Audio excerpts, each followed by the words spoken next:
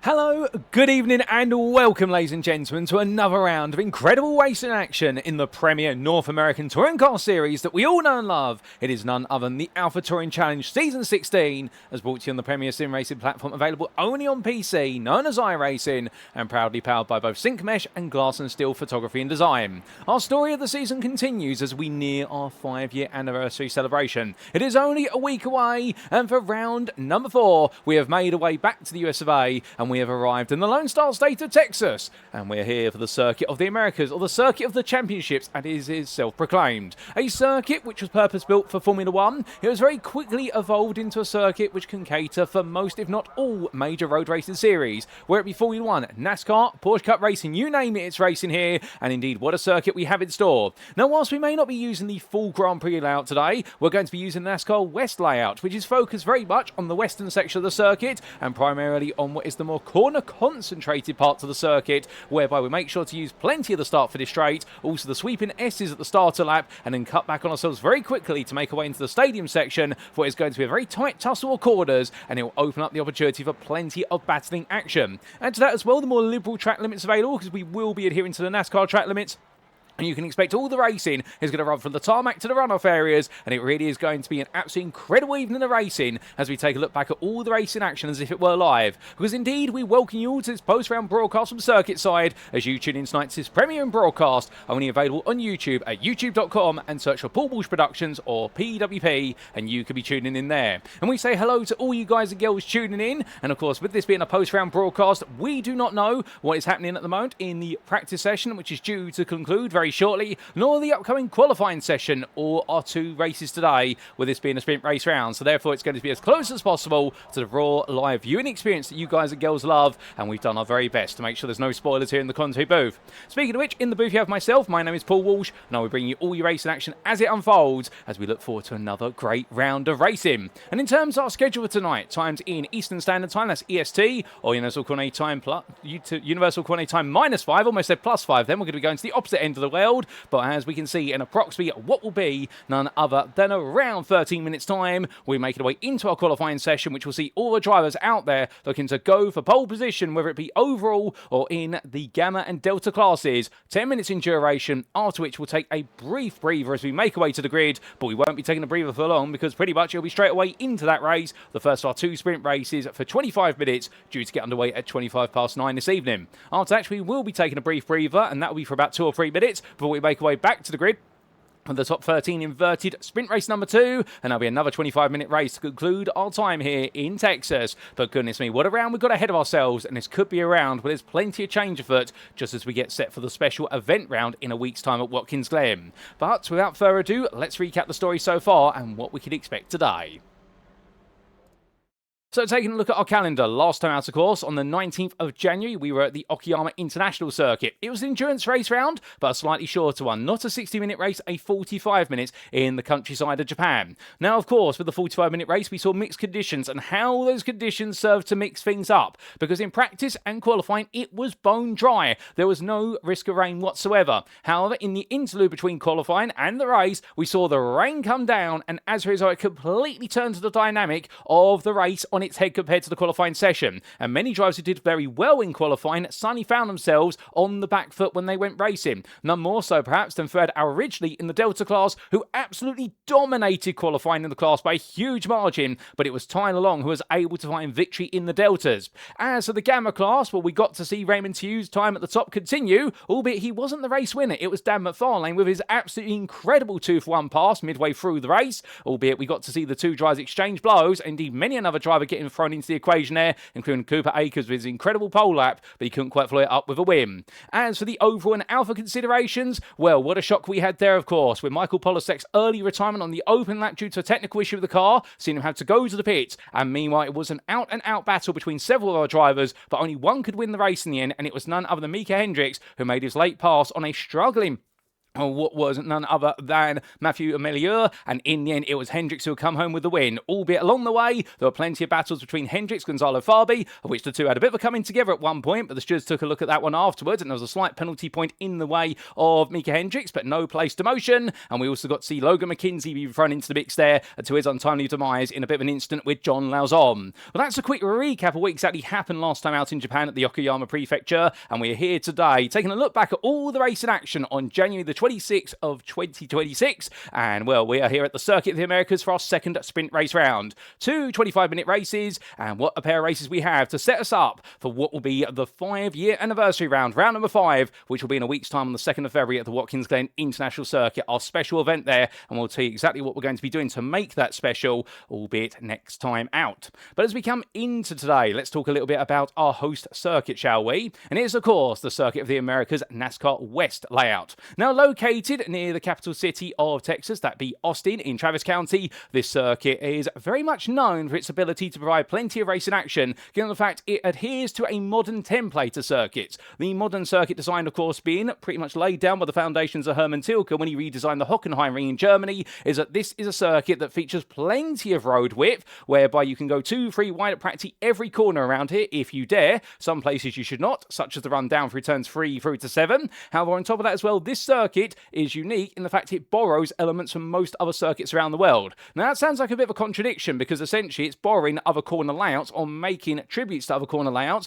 What it means is this circuit has a little bit of everything, and that is exemplified here even when we're only racing on one side of the circuit. For as our drivers make the way all the way up towards turn number 1, a prime overtaking opportunity which has intentionally been designed to be as wide as possible on the approach to the apex and create a very late hairpin apex there, so you'll see 2, 3, perhaps even 4 or 5 wide on the opening lap. We'll see our drivers queue up, and there could be a few shunts there on the open lap in particular, and then they'll make the way out of the hairpin and down the hill towards turn number 2. Sweeping the way through, it's going to feel as though it's the Maggots into Beckett section now of the Silverstone circuit in the United Kingdom, as they sweep the way through the S's of turns 3, 4, 5 and 6, but then suddenly they'll be hard on the brakes as they all queue up there into 7. That's where we can expect other early traffic jams, if not at the opening corner. Then it's a quick run to dissect their way down onto the latter half of the lap if we're on the Grand Prix circuit, as they'll come through the curve of 8 and in towards turn number 9. Another hairpin section of prime place for overtaking. But exit out of there, we could expect an incident or two, but they've got plenty of road width to work with, plus the runoff areas, and it's into the stadium section, which will definitely feel as though it's a callback to the Hockenheimring in Germany. For as they make the way for the hairpin of turn number 10, it's going to be a quick switchback sequence of turns 11 and 12, the right into left, where essentially you break your way down through turn number 12 to open up the next hairpin, albeit we can expect a bit of a concertina effect there, and as they make the way out, then it's through the long sweeping right-hander of COTA Bend at turns 13 and 14 underneath the infamous tower, and they're it'll be into the downhill off-camber left-hander at turn number 15, while drivers will use all the road width and also plenty of the runoff area to carry speed. And it's into the final corner at turn number 16, the sharp left-handed right-angle corner, where you can expect some battles potentially for those who are brave on the brakes to complete the lap and do it all over again.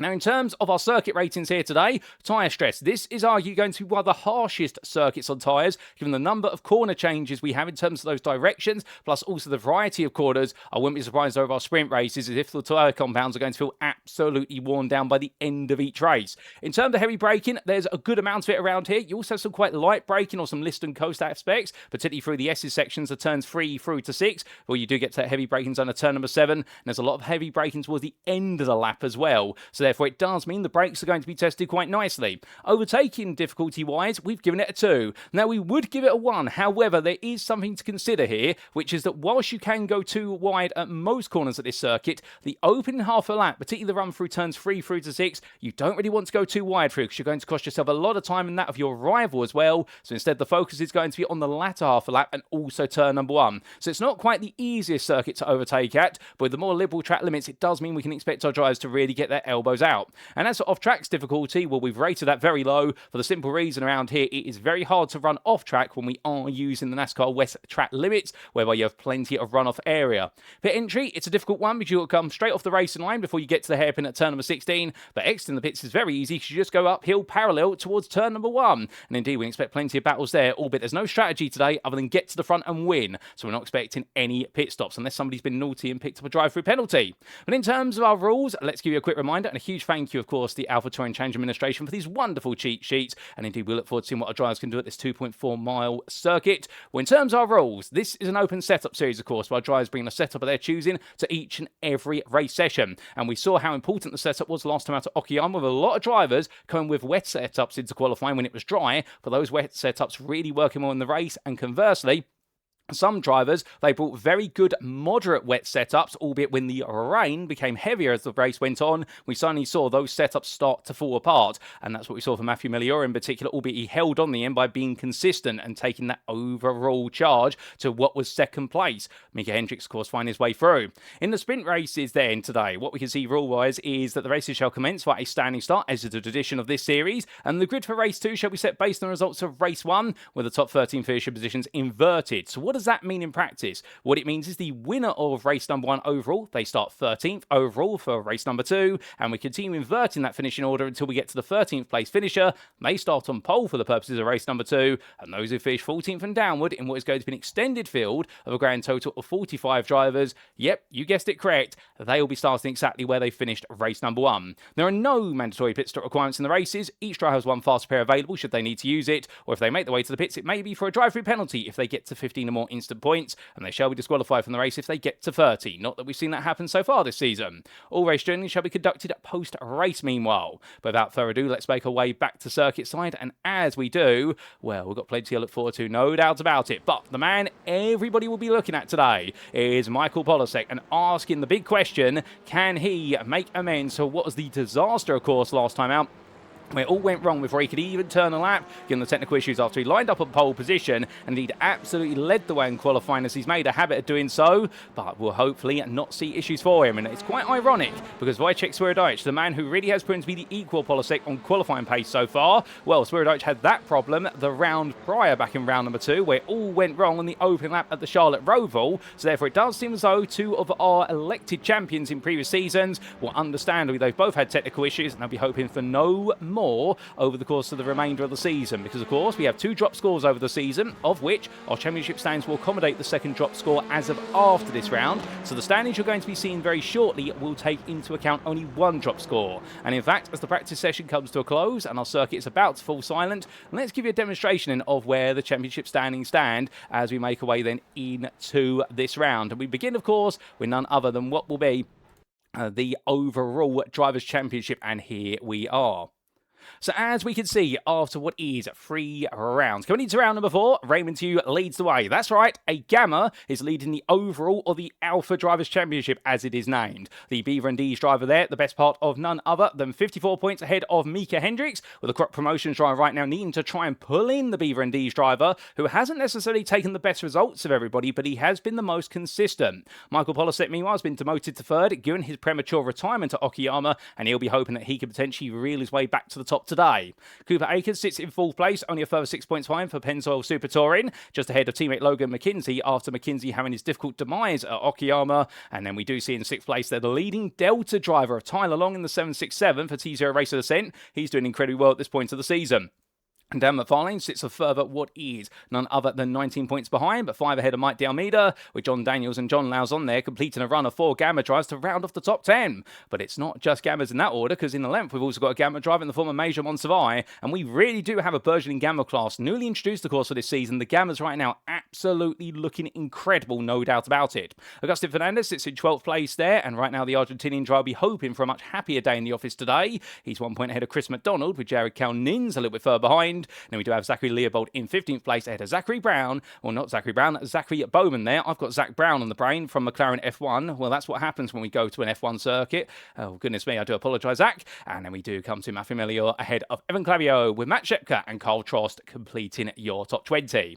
Outside the top 20, meanwhile, we do see further on down that order Ronald Meffo in 21st ahead of Connor Achitella. And then we have Wojciech Swierdowicz, who'll be looking to try and bounce back into that top 10 today if he can, or at least into the top 15 after falling down to 23rd for breakfast for dinner. He's ahead of Kirby Enthusiasm Autosports Francois Schink, who's also had a difficult run of the season so far. They're both ahead of Jason Lynn, and there's James Cott ahead of Carl Flannery, with JB Deju ahead of Ferd Ridgely and Adrian Fedorowski, who complete your top 30. Now, Fedorowski did look good last time out. We'll tell you a little bit more about his story when we come to the Delta Class Championship points. Damon Mitchell is 31st ahead of Joseph Heath, with Gareth McAllister, Mitchell Richmeyer, Carol Murray, and also Lewis Gilbert there through to 36th. He's just ahead of Zach Hudako by 6 points, and it's Marcel Thomas, Sean Gurd, and Austin Dunbar who complete that top 40.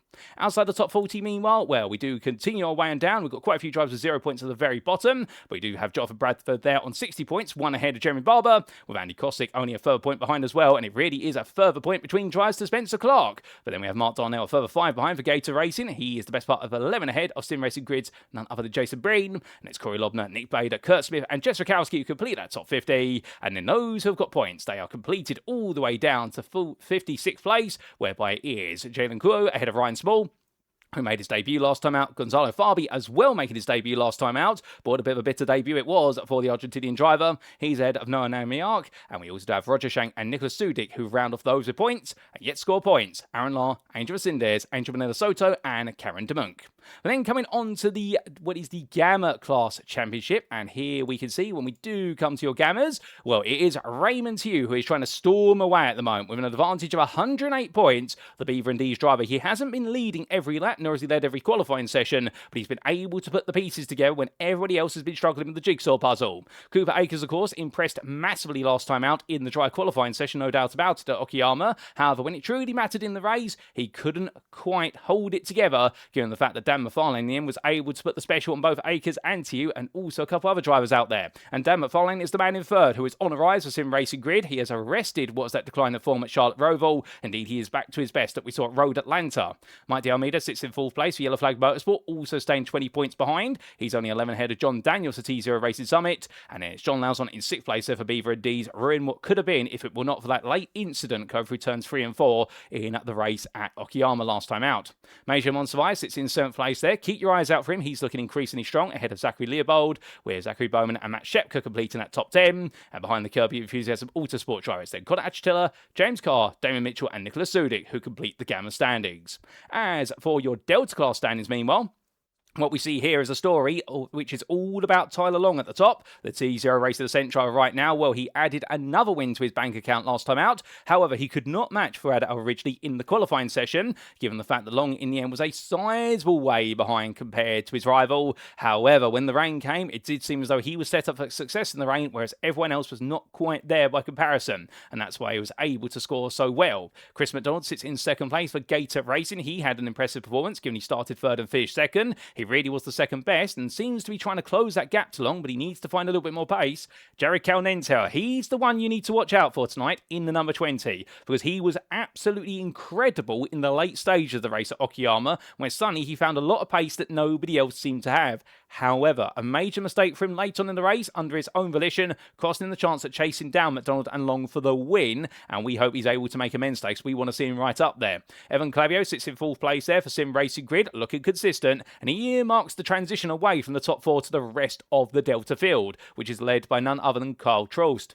We do see the T0 Race of the Centri ahead of Gasparilla Motorsports Ronald Meffo by only 4 points, and it's a further 32 to Jason Lynn, with Carl Flannery, Fred Alridgley and JB DeJoux completing the Delta top 10. Outside the top 10, watch out for Adrian Fedorowski tonight, because whilst he didn't qualify too well, he made up plenty of places in the race at Okayama. He was one of the biggest gainers in the Delta class, if not overall, and that's why he's able to secure a good haul of points for 2-1-2 racing, and he is now knocking on the door of the top 10. He's only 3 points ahead of Joseph Heath, with Gareth McAllister in 13th place ahead of Mitchell Richmeyer, and Carl Murray rounds off that top 15 for Seat G. Lewis Gilbert 16th, only 6 points ahead of Zach Hidalgo, with Marcel Thomas, Sean Good and Austin Dunbar completing your top 20 of the Deltas. And outside that top 20, well, we'll look a little bit further down, because there are plenty of Delta drivers here. We have Jonathan Bradford and Jeremy Barber there, close by a single point, with Andy Cossack and Spencer Clark continuing that theme. Mark Darnell sits in 25th place ahead of Jason Breed, with Corey Lobner there 27th ahead of Nick Bader. And it's Kurt Smith, Jess Rakowski, Jalen and Ryan Small through to 32nd, with the privateer just ahead of Noah Namiark and Roger Shank, and they're the drivers who've got points to their name, and all other drivers in the Delta class at this time, no points yet, but looking to score them soon. As for the teams championships, we'll come on to those quickly, and what we can see here is the fact that in the overall teams championship, it is Pennzoil Super Touring who lead the way on 881 points. They've got a sizable advantage growing over Beaver and D's, and Yellow Flag Motorsport meanwhile bring up the rear third, having dropped from the lead to 3rd place after their drivers had a nightmare day in the office in Japan, and they'll be hoping they can bounce back today. That will be the plan. Sim Racing Grid lead the rest of the field in 4th ahead of Croc Promotions by only what is a grand total there of none other than, I do believe, 19 points, and T0 Racing Descent are not too far behind either, a further 26 points adrift. Kirby Enthusiasm Autosport, they're just ahead of Gator Racing by 11 points, and CHG and T0 Racing Summit complete the team's overall top 10, with Breakfast Dinner best the rest in 11th place and only 9 points behind. Gasparilla Motorsport, they're looking good now as they try to close down the B4D team, and they're just ahead of Formula Llama, and it's Monster Energy Racing, 2-1-2 Racing and Mid-Pack Mafia who complete the teams with points to their names. As for the Delta Teams Championship, what we can see here is in the Deltas, it's T0 Race of Descent ahead of Gator Racing. They've really started to pull away at T0 Race of Descent. And then we do have Gasparilla Motorsport, meanwhile, bringing up the 3rd place spot. And they're in a bit of a quandary, because they do really now have what is the rest of the field chasing them down. Sim Racing Grid being the 1st. And then we have Monster Energy Racing up here in 5th place ahead of CG. And then it is going to be 2-1-2 Racing, who right on 127 points. Then a bit of no man's land as they try to hunt down the top 5 and break away from the rest of the field. With the rest of the field there being Crop Promotions in 8th ahead of Kirby Enthusiasm Autosport or CYEA. And then we have B4D or Breakfast for Dinner in 10th place, with Mid-Pack Mafia and T0 Racing Summit completing the Delta Teams Championship. And well, ladies and gents, without further ado, it is time to make our way into the qualifying session. 10 minutes. Who's going to be on pole? Let's find out.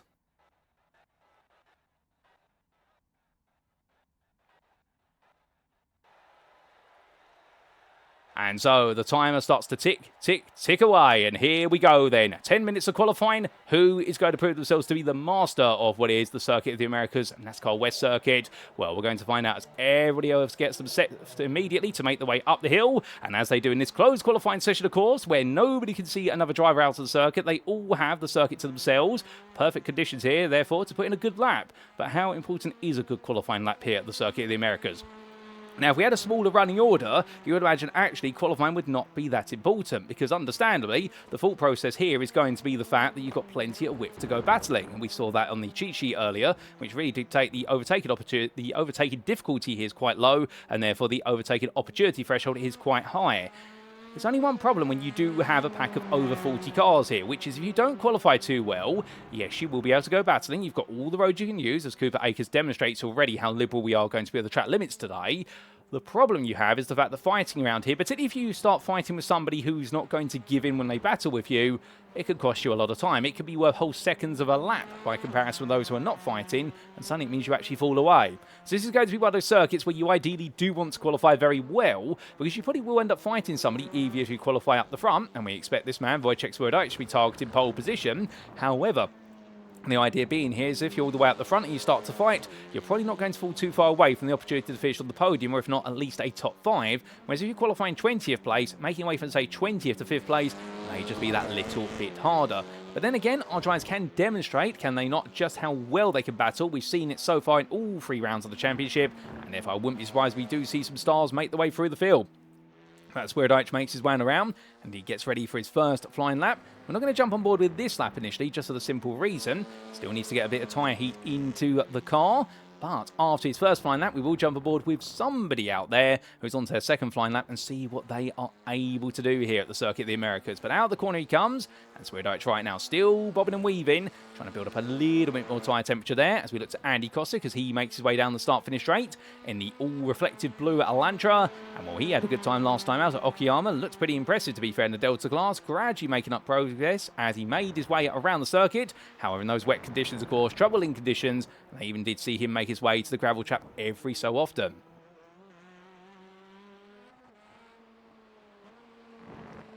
You had to excuse me there for taking a quick sip of water, but as we do look to Major Montsavai, he makes his way onto his first flying lap, and coming on through the S's right now, well, looking very much composed there is Montsavai as he gets ready now to make his way in towards turn number 8 through that left-hander. Goodness, when they get so close to that wall as they come through there.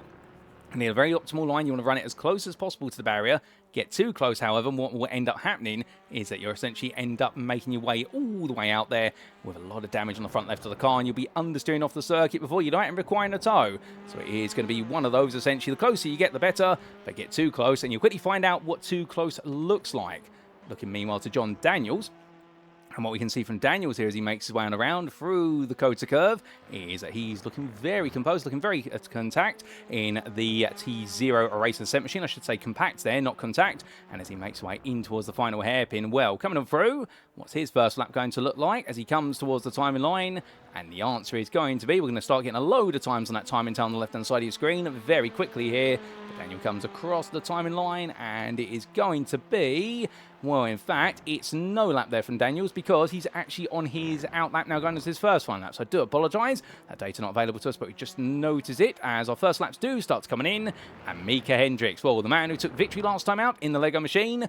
Bit of a new livery on the car here. In fact, it's missing a few parts of the bricks there. Not quite sure what's happened, but something's come off the car. But I think he might be working on a new livery on the machine. Perhaps he's working on something special for the purposes of what will be the round 5 special round next time out. But Hendricks right now, looking as though it's going to be one of those situations whereby, even if he's not got the right livery on the car or something's gone wrong on our side, he is going to be looking to be right up there. As Wojciech Sweardite, meanwhile, he goes the second fastest at least for now, but he'll be looking to try and push onwards. Michael Polasek, meanwhile, yet to get a lap on the board. He's on what is now, I do believe, his second flying lap here. So his first flying lap, I think, was a bit of a dud. Alternatively, he invalidated it, but this second one may be a lot better as he roars his way on through the very tight stadium sequence. But as he comes in towards turn number 12, well, right now, Polasek in that Hyundai Veloster is looking very much in control of the car, and he's looking to be going for a good lap here. And, well, if this one doesn't work, I'm not sure what will. As Damon Mitchell comes across the timing line in his Audi RS3 LMS, and as he crosses it, what's it going to be? And the answer is nothing. It was an invalidated lap, so he's going to have to go again. Some more times coming on in, and Darren Mitchell right now being promoted a long way down the big old tower. Indeed, we've still got several drivers here looking for lap times out there. With 5 minutes left on the clock, time is now of the essence for several drivers. They seem to be struggling, some of them. And I think it might be the balancing act, essentially, of how wide you can run up some of these corners versus knowing how wide you cannot run. And that's always a bit difficult as Michael Polasek goes provisional pole by a half a second. My good Lord. Well, if Michael needed to make a statement after what happened at Okayama, he's definitely making one. Half a second quicker than everybody else. Matthew Melior in third at the moment. And John Lauzon jumps up to second there. Well done to the Beaver and D's drivers. That's very impressive as he moves all the way into that second place spot in the 77. And now he'll be hoping to himself that he can go even higher perhaps next time round. But without further ado, we owe you an on-board lap, ladies and gentlemen. We're going to jump on board with Zach Hidalgo as he takes us around for a flying lap here in his Honda. He's making his way up the hill and in towards turn number 1. Hard on the brakes there as late as he dares to dream to do so. He's going a bit deep into the corner. That's by design, I suspect. And as he makes his way out in second gear, now heading down towards turn number 2. Flat out through here, through the fast right-hander. Now needs to position himself for the S's sequence. He goes over to the right to open up the left-hander of 3. Run over the curve, then run the curve of 4. And now he's going to lift off the throttle slightly to get the nose to pull in. Through 5, dropping the throttle and putting the brakes on into 6. And immediately brings the car over and then slams down the anchors there, cutting his way through the corner. And now on towards the second half of lap. In towards turn number 8. Turns in nice and late there to get a good run and get some good speed in third gear. And now making his way down towards the next braking zone here. Hard on the brakes in towards turn number 9. Down to first gear, and as he does, lovely move there from Hidako to get the car positioned well as he brings it out over towards turn number 10. Open up the hairpin as much as possible in first gear. Now back on the throttle, build it up to second, prevent the front wheel spin from occurring.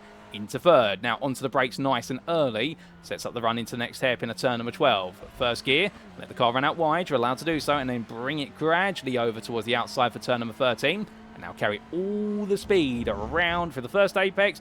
Then the second apex, that's turn number 14. Keep it all the way over to the right-hand side here. And as he does so, brings it over even more in towards turn number 15. Braking nice and early there. 100 meters of corner apex because it's off camber. You want to make sure you don't go too deep out the corner. And as he does so, Hidako doing a brilliant job there. Now onto the brakes, the 100-meter line. For turn number 16, completing the final corner of the lap. And it has been a very smooth lap there from Hidako as he comes across that timing line. What's it going to be this time around? And the answer is going to be for Zach Hidako. Well, he was 16th based on his previous time.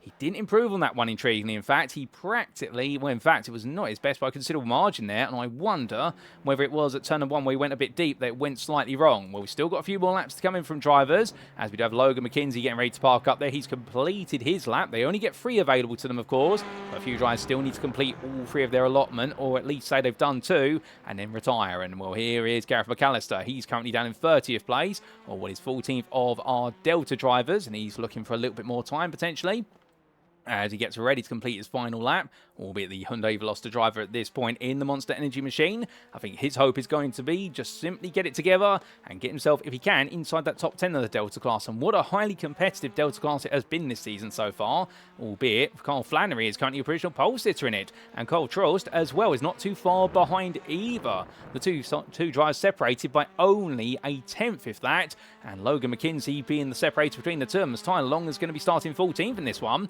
So Long not able to match his qualifying performances from earlier on the season at Charlotte Roval, well, and not necessarily Charlotte Roval, I should say, so that was a bit of a difficult day, but definitely at Road Atlanta. But keep your eyes out for Long, because he'll be starting 3rd on that grid unless anybody is able to spring a late surprise. He'll be trying to come through the field as quickly as he can.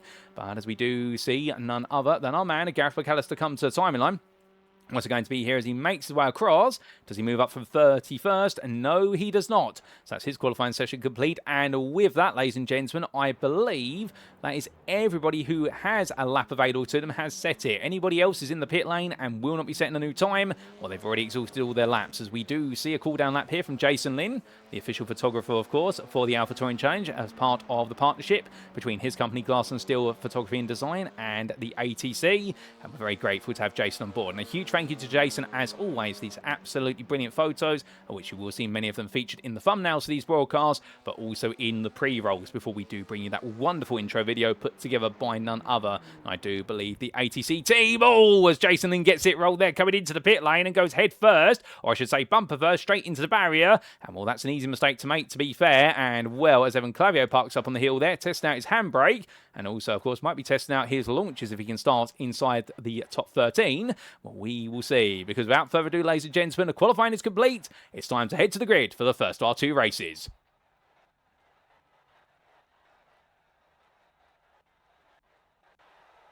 So as our drivers make the way onto the grid for race number 1 here of round number 4 of the Alpha Touring Challenge Season 16, brought to you today from none other than the Lone Star State of Texas at the Circuit of the Americas. This is how they line up.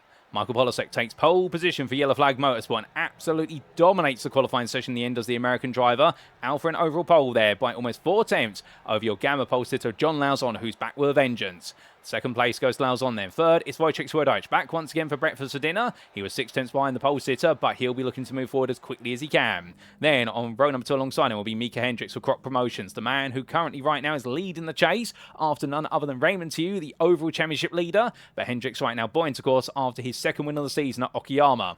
Then we will have Matthew Melior starting in 5th place for CHG.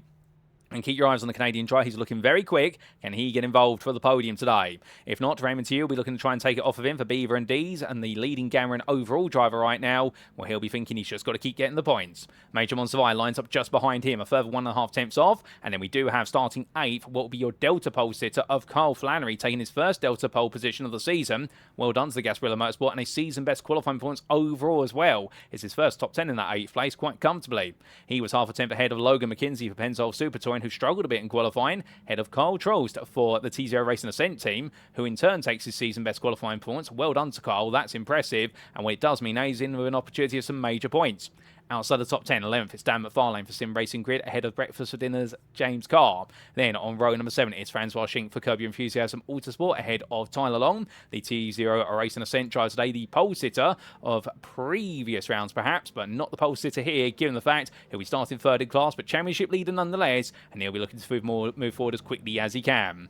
He'll then have behind him Connor Achitello starts in at 15th place for Yellow Flag Motorsport, ahead of Pennzoil Super Touring's Cooper Akers. And then from the All Gamma row, it'll be a Delta and Gamma combination of Zach Hodaka, the privateer, and John Daniels there, who starts 18th for T0 Racing Summit.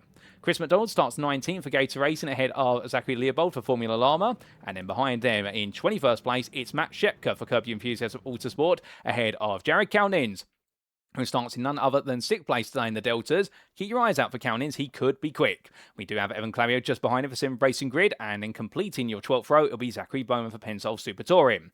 25th is Jason Lynn for Gator Racing, ahead of Gasparilla Motorsports for Ronald Meffo. And then on row number 14, it's Austin Dunbar, ahead of Gasparilla Motorsports Sean Gerd.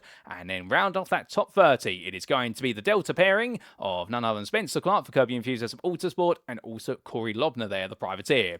Outside the top 30, 31st, it's Gareth McAllister for Monster Energy Racing, ahead of the privateer of Joseph Heath. And then we do have JB Dejoux, once again, starting right in the mid-pack of the Deltas. He's 33rd, ahead of Gilles Kuo. And behind the Taiwanese driver for Mid-Pack Mafia is going to be Fuad Al-Ridgely for CG. A very different run of fortunes today in qualifying, it must be said, for the 119 driver. But I wonder if we can see him move forward very quickly in this race. If not, he's going to have plenty of company in the form of what will be the Hyundai of none other than Mitchell Richmond to take on his Audi. And Monster Energy Racing driver has Andy Kosick and Carl Murray behind him, with a CRG driver then ahead of your final row of the top 40 of Nick Bader and also Marcel Thomas. Lastly, coming outside the top 40, we've got 3 more rows to go, starting with none other there than what is Jeremy Barber, starting 41st for Monster Energy Racing. We then do have debutant for today, who we didn't introduce earlier on, and I do apologise to him now, Logan Watton, who starts in 42nd place there, and good luck to him on his debut in his Honda Civic Type R. We look forward to seeing what the privateer is going to be able to do. And then we do have Damon Mitchell starting 43rd for Crop Promotions, ahead of Jonathan Bradford. And then Adrian Fedorowski will complete the starting order for 212 Racing with no valid lap set. He's got it all to do from the back of the field in 45th place. Well, that's how the grid lines up, ladies and gentlemen. We are almost set to go green flag racing here. The lights are going on for the first time today. The revs rise, and here at COTA, it's 1, 2, 3, and it's going to be lights out and away we go as our drivers roar the way up towards turn number 1, and Michael Polasek holding the lead at least now. But as they get ready to go into that first braking zone, well, it could be pandemonium here. Onto the brakes we will see as it's 3 wide further back. And then the rest of the field is now going to pile its way into that braking zone. There's contact to the front of the field. Car turns sideways, but they all survive. And I think that was a bit of contact there between Swerodich and one of his rivals. But all the cars safely through the opening couple of corners, at least for now, as they make the way onwards. But I suspect this might be the calm before the proverbial storm. But everyone's been well behaved, at least for the first couple of quarters. But more to come shortly as they all make the way into the S's now, as we do see Logan Watton already up to 38th place. He's had a good start to this one in the number 75. But meanwhile, coming back to the front of the field, well, Matthew Melior, he's made a lot of ground with the contact that we did see affecting Wojciech Swerodich. I think that was contact with Micah Hendricks potentially. I couldn't quite see the other car involved in it, but Melior has been able to sneak his way through and has already moved up into second. And the Audi RS3 driver here trying to get the power down. We know this Audi can be a very quick car, albeit it does require the driver to be very smart with the way they use the gearbox, but he's doing a good job at the moment. And further back we see 2 3 wides in the rear of the picture. That's Corey Lobner fighting hard here as he battles his way past Joseph Heath. He's trying to come back as Carl Murray goes all in the DHL machine. And well, he does demonstrate the fact he delivers first class overtaking manoeuvres. And well, as he tries to package it all together right now, it's going to be 2 wide for the 2 Hondas. In towards turn number 12, and on that outside, oh, hold up a second, something's gone very wrong here. That's Jason Lynn pointing in the wrong direction. He's parked right in the middle of the road and tries to get it turned. He does so in the end, and well, several drivers have been caught up there. We're going to have to get a replay of that very shortly. to understand, but I think a couple of drivers, including Jalen Kuo, have all been caught up, and it's not been an easy start for them, but we'll get an understanding of what's happened to them shortly. But as the whole field continues its way, Zachary Leopold, meanwhile, for Formula Llama, he's under pressure from Tyler Long, and Long right now still with him, and Zach Hudako there as well, and Hudako's had a good start. Long, meanwhile, has had a bit of a slow start. He's actually fallen back down the order. He's not gained. Kyle Trost, meanwhile, is your leader in Delta. He's moved ahead of Kyle Flannery since the start, and right now Trost onto lap number 2. We feeling as though he's in a bit of control, but right now it's not in control here for your second place man, Matthew Melior, because he has got John Lauzon and Micah Hendricks over his backside as they make the way in towards the SS sequence for the second time of asking. We'll see this plenty of times today, hopping and skipping his way between the apex curves, and the Canadian driver right now for CHG, well, Michael Polasek has already started to bolt away. 2.5 seconds is the gap to Polasek, and we're not even 2 laps complete yet, and I get the feeling right now that for Polasek, he just wants to run away with this one as much as possible and get himself all set up mentally for the race that is to come, where he's got to come through from 13th place. Should he win this one? Oh, there's contact there, and it's going to be Swierdijk in contact with Hendricks, and well, whatever happened at the start for Swierdijk, he's now been ejected sideways there at turn number 9, and Swierdijk gets himself back together, but he's going to be fuming at that one as he gets himself back on circuit, given the fact that he started the race well, and Sonny went a bit sideways at turn number 1, and now Sonny a lap later at turn number 9, it has gone very much sideways there, and well, the car being catapulted all the way up, but he's got it going. He's in 15th now, and well, he just needs to try and find his way back into the top 13. That's got to be his minimum target, at least, until he gets there, because otherwise, if he doesn't make his way back into the top 13, he's going to be starting a long way down the order, and then he's got to try and fight his way through. But speaking of one driver, had a nightmare qualifying session, Damon Mitchell, well, he's picking his way on past a few Delta drivers up the inside there of Adrian Fedorowski, but Fedorowski says, no, you don't.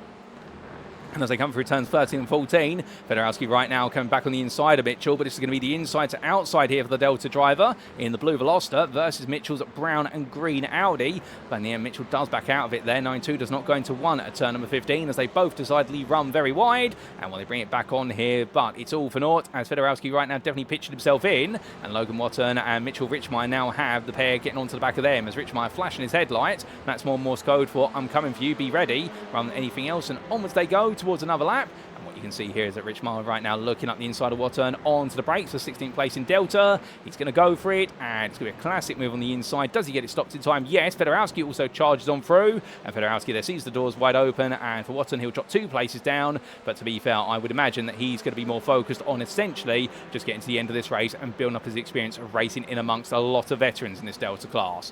But meanwhile, we come to James Carr and the other breakfast for dinner car inside the top 10, as it was before Swierdijk got pranged out here at turn number 9. Well, right now the number 19 driver ahead of Dan McFarlane, and McFarlane's had a bit of a slow start to this one compared to what we've seen in previous rounds. So right now it does seem as though the Sim Racing grid driver, even he can have his slow starts, to be fair. We saw it at Charlotte, and we're seeing it here once again today. It does seem as though that right now in brilliant sunny skies, it's not quite working out in Texas, but again, he's got a bit of time to go. He's still got the best part of 80% of the race distance remaining, so let's not rule him out yet, but definitely right now he needs to get a little bit of a move on, as we see Fuad Al-Ridgely battling with Nick Bader, gets on past the Elantra driver, goes a bit deep there at turn number 12, he's not going to mind that, and the Audi driver continues his campaign. He's already gained 4 places in the Delta class, but I think he wants the top 10 as a minimum.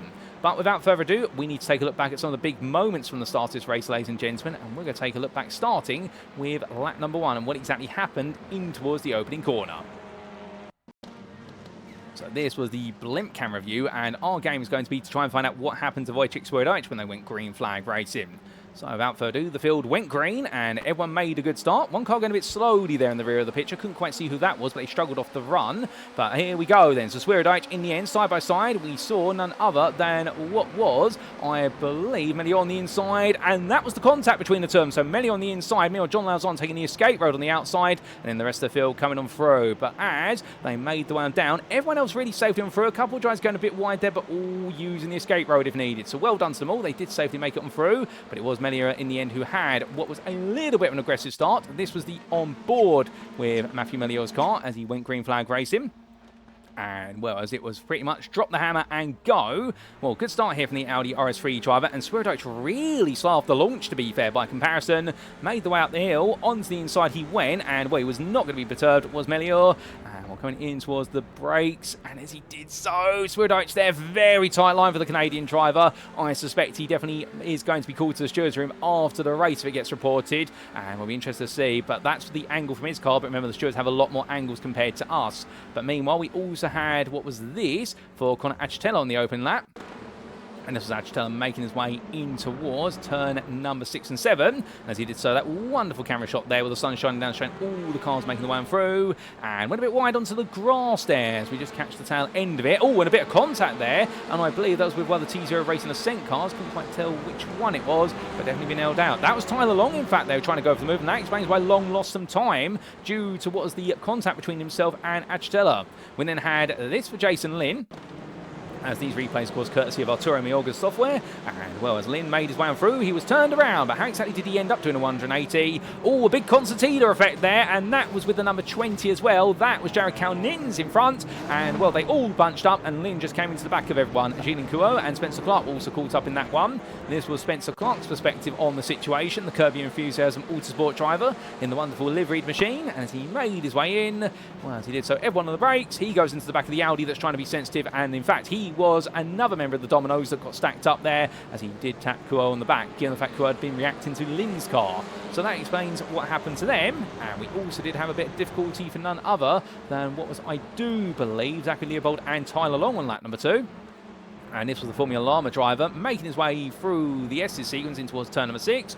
And what happened here? So Long looked up the inside, tapped between the two of them. Oh, goodness me, and that was a roadblock on the road there, and they had to be escorted away to the left-hand side to the runoff area. And, well, Long and Leopold coming together. We did not catch that, and that's important because that's changed things up. And then we had this for Wojciech Swierdijk. This was Swierdijk chasing back after the leaders after initial contact between himself and Melio on lap number 1. Went into the braking zone here side by side with Hendricks, and in the end, well, for Swierdijk, it has just not worked out. Whichever way he's tried to go, things have not gone his way, and that's going to be painful for him as we make our way back to your live racing pictures, ladies and gentlemen. But as we do, plenty more racing to come, no doubt about it. Will be a bit an extended edition of replay, so therefore we might have missed a couple of things that have played out since then. However, of course, we try to catch everything we can, and we catch up with the leaders here as they make the way through turn number 2 and in towards 3. And what we can see is John Lauzon right now all over the back of Milieu as they roar their way towards turn number 7 for the 6th time of asking. Polasek, he's already checked out. He is 6 seconds up the road and just running away with this as quickly as he can. Meanwhile, further back, we do have Francois Schinck, who has got the pressure James Carr behind his car, pushing him through turn number 7 there. I think it's the best way to describe that. And down the far lane, just behind as well. Well, good as be. This is going to get interesting between these drivers because, understandably, you want to gain every place you can, regardless of whether you're battling for class or overall position. And here comes a potential move then, but will it pay off for Francois Schinck versus Major Montsavai? He's going to try and look for it because James Carr is breathing down his neck. We ride on board here, looking down over the front of the car for the breakfast for dinner driver, and we'll weave one way, then the other. And Carr right now very eager to get on through. I think he feels as though Schinck and Montsavai are both holding him up. And, well, if so, the Canadian driver's got to prove it here. It's not easily done, but brilliant battling between them as they come through the COTA curve and now down towards turn number 15. You can see Carr, the way he's positioned the car, he just seems so much more composed. He seems to have this ability in that Veloster just to really put it where he wants to, as the two guys in front, meanwhile, both seem to be struggling a little bit here, but it's early days in this race, and tyre wear can always go one way than the other. Remember, tyre degradation is a big factor here,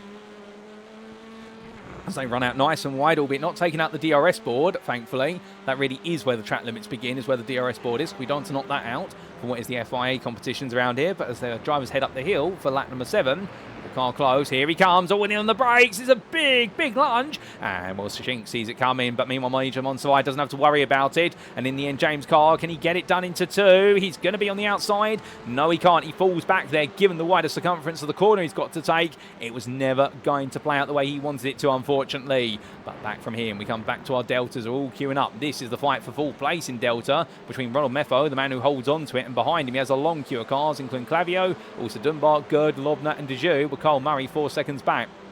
But Clavio there taking a look to the inside in towards turn number 3. Doesn't quite work for him, however, and instead has to back off. But I think the Elantra driver is trying to send a message right now, which is, I want that place. I am coming for it. You better be ready. Well, and understandably, I think Mefo will be ready for it, but he'll be cognizant of the fact he needs to keep his lines together as well, as they all queue up behind Zachary Bowman and also Chris McDonald, the third place Delta driver. But Bowman's going to now change that as he goes up the inside for Pennzoil Super Touring. And in the end, he goes all in, but it's a lovely switchback here to defend from McDonald. The only problem is, can he now make it 2 switchbacks out of 2? Because he's going to be on the outside here for turn number 12. And the answer's going to be not quite, as he makes his way around and now getting ready for the next hairpin. Well, it's going to bring Mefo into the fold here, and McDonald is fighting a losing battle, surely. Well, he refuses to lose as McDonald goes all in there. That's going to be contact between himself and Bowman, albeit a little bit of rub and touch. It's a contact sport touring car as they come in towards the long right-hander. Well, right now, McDonald ahead, but my goodness, it's so close. Oh, my goodness. And that was very close for Bowman, tapping the rear McDonald on the corner, and well, that unsettled the car. And Ronald Mefo now making his way up through as he goes in towards turn 15, but he can't quite as there's contact about Mefo from none other than Clavio. Evan Clavio makes a mistake there under the concertina effect, and suddenly Sean Gerd looks up the inside. It is getting very spicy here outside, wins the top 15, all fighting for the final spots to round off the top 20. Albeit there's going to be no reversing of these positions for the purposes of the grid in race number 2, but I don't think these drivers care. All they care about is getting one over each other and getting some huge Delta points here. Or if you're Zachary Bowman, trying to get some more overall points and getting away from the Delta group, because these Deltas right now, I'll tell you one thing, they may arguably be some of our less experienced drivers, or perhaps not as quick on pace, but my goodness, they are not without the ability to go racing. They really get the touring car spirit, I can tell you that. But meanwhile, coming back to Jeremy Barber as he chases over Logan Watton, and well, as they come through in towards another lap right now, all these drivers heading up the hill with Marcel Thomas and Gareth McAllister following. And well, here comes a big move from Jeremy Barber. That's from very far back, but to be fair, turn 1 invites it, and Watton in the end runs out nice and wide. But because he runs out wide, he will get all the speed back. He will be able to defend it into turn number 2. So Barber being given back as good as he's given, and to be fair, these two keeping it nice and respectful as they make their way into the S's wind. But as they wind the way through, well, we come from them back to Bowman versus McDonald. This is part 2 of it. It started here on the previous lap. It's going to continue here on this lap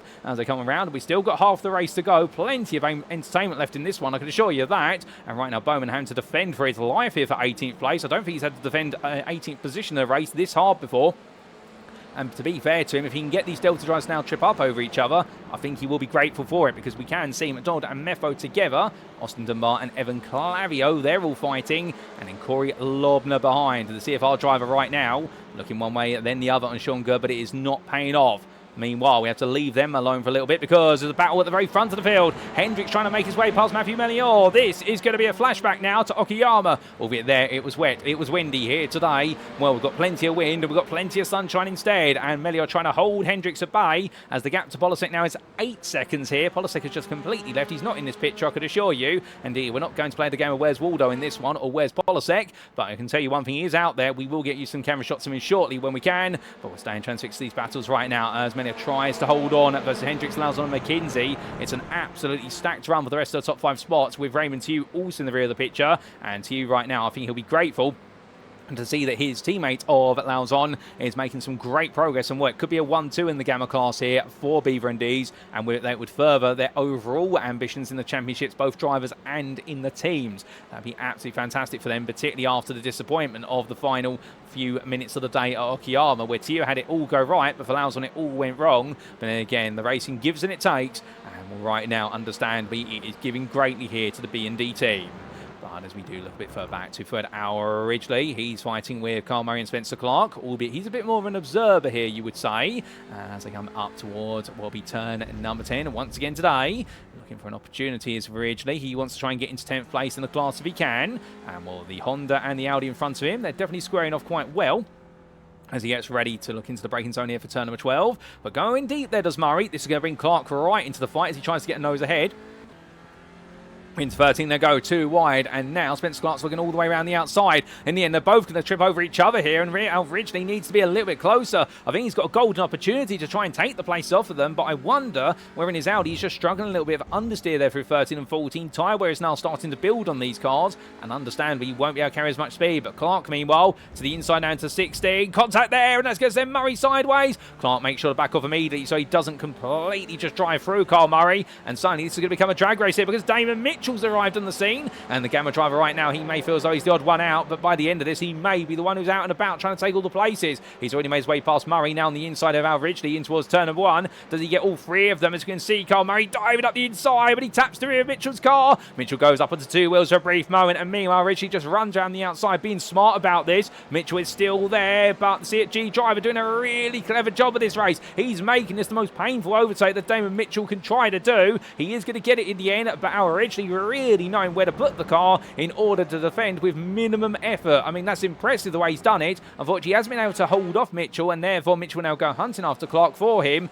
But understandably, he's been able to take it nice and easy, whereas everyone else has been absolutely sweating that battle. And well, sometimes that's the way you do it, because that helps you save some tyre life, and it causes them to be on a little bit more pressure later on in the race. But as we see a big, oh my good lord, that was a big lunge under braking there from Carl Murray. I think he missed his braking zone by the best part of about 30 metres.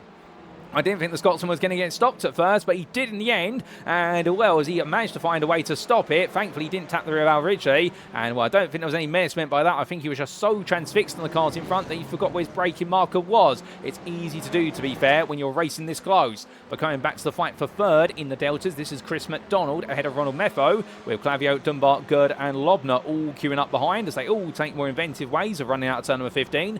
Albeit that's all legal, let's reassure you of that. And as they come up towards the next lap, well, not long left in this one, as it's a good run for Meffo. Here we go then, the HRC machine looking to go around the outside of the GR car, and as they come up the hill, well, it's going to be Meffo all the way on the outside towards turn number 1. Can he get this done? He's got a nose ahead, but McDonald right now has got the inside line. Of course, you can battle both sides of the circuit here. He goes a bit deep as McDonald in order to make sure that Meffo can't go for the switchback, and Chris McDonald does hold it well. Clavio, meanwhile, he's now getting even closer to the pair in front of him as we ride on board with the 187 driver from the SRG team, the Sim Racing Grid outfit. And as he weaves and winds his way into the S's, this is where, when the Elantra's got the tyre life, it is very strong. And as you can see how close he's getting to the back of Meffo.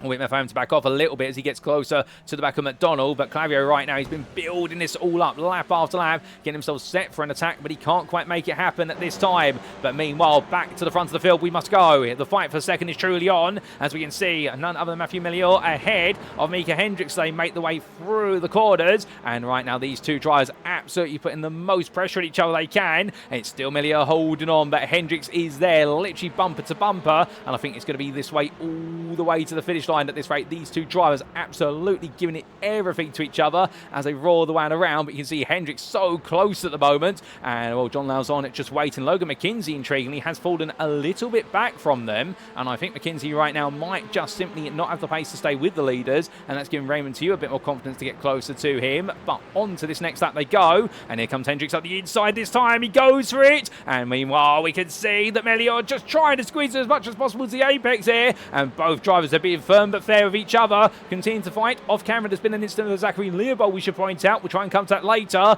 but meanwhile Milliot right now holding on here, and Hendricks is absolutely buzzing behind him. He is literally like the one little bee in the nest that's not going to go away until it stung you. And as they make their way in towards turn number 7, well, right now there's definitely a buzz here for all the right reasons, as we can see they're all queuing up closer together. Francois Schink, meanwhile, he's going to bring a pack of cars behind him, including James Carl, Major Monserrat and Dan McFarlane. In terms of an update on Wojciech Swierdowicz, by the way, he has found his way into 13th place. He's behind Connor Achitella right now, and I think he'll be hoping he can pass the Gamma driver in order just to gain a couple more points before he then does go to the grid for the next race. And he does exactly that. That's on call. You could not have scripted that. And well, he looks up the inside. It is another smooth move there for the number 80 driver, but this is not where he expected to be, understandably, given he was hoping to be much further up the order. But hold up, that's Chris McDonald into the barrier at turn number 7. He's having to tow. What on earth has happened to Chris McDonald? That's come to a very abrupt halt. Well, we can get you a quick replay of that, ladies and gentlemen, and here we go back in time. And in fact, we've got a couple of replays to show you, including what happened to Zachary Leopold as well.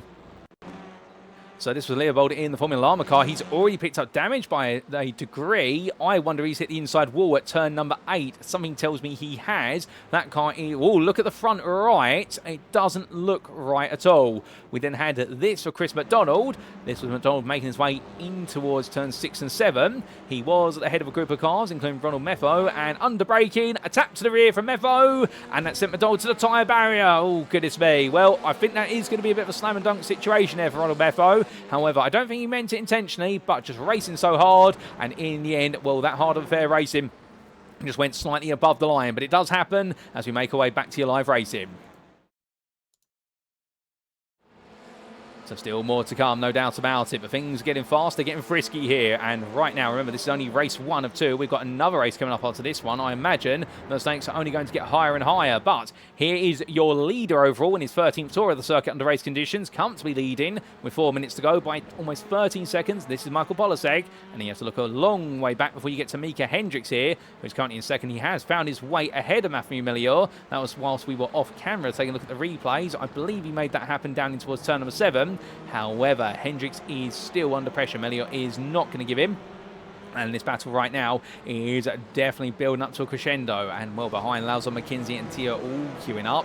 It's fighting everywhere you go. But another driver as well who's not had the happiest of races, Tyler Long. We did see him having a little bit of an elbow earlier on that sent him down the field. And the 767 driver right now, the Delta Championship leader, he's fallen down to 11th place in class, or 28th overall.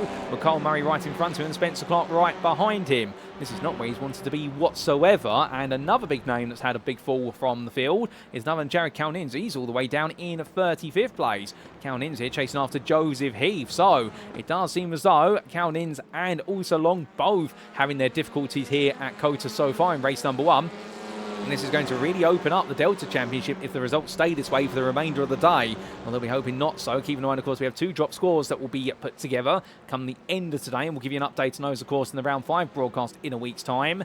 But understandably, this is getting to a point right now where I think these drivers do need a very quick comeback here, as otherwise their championship advantages and their momentum is going to be blunted right at the critical halfway stage.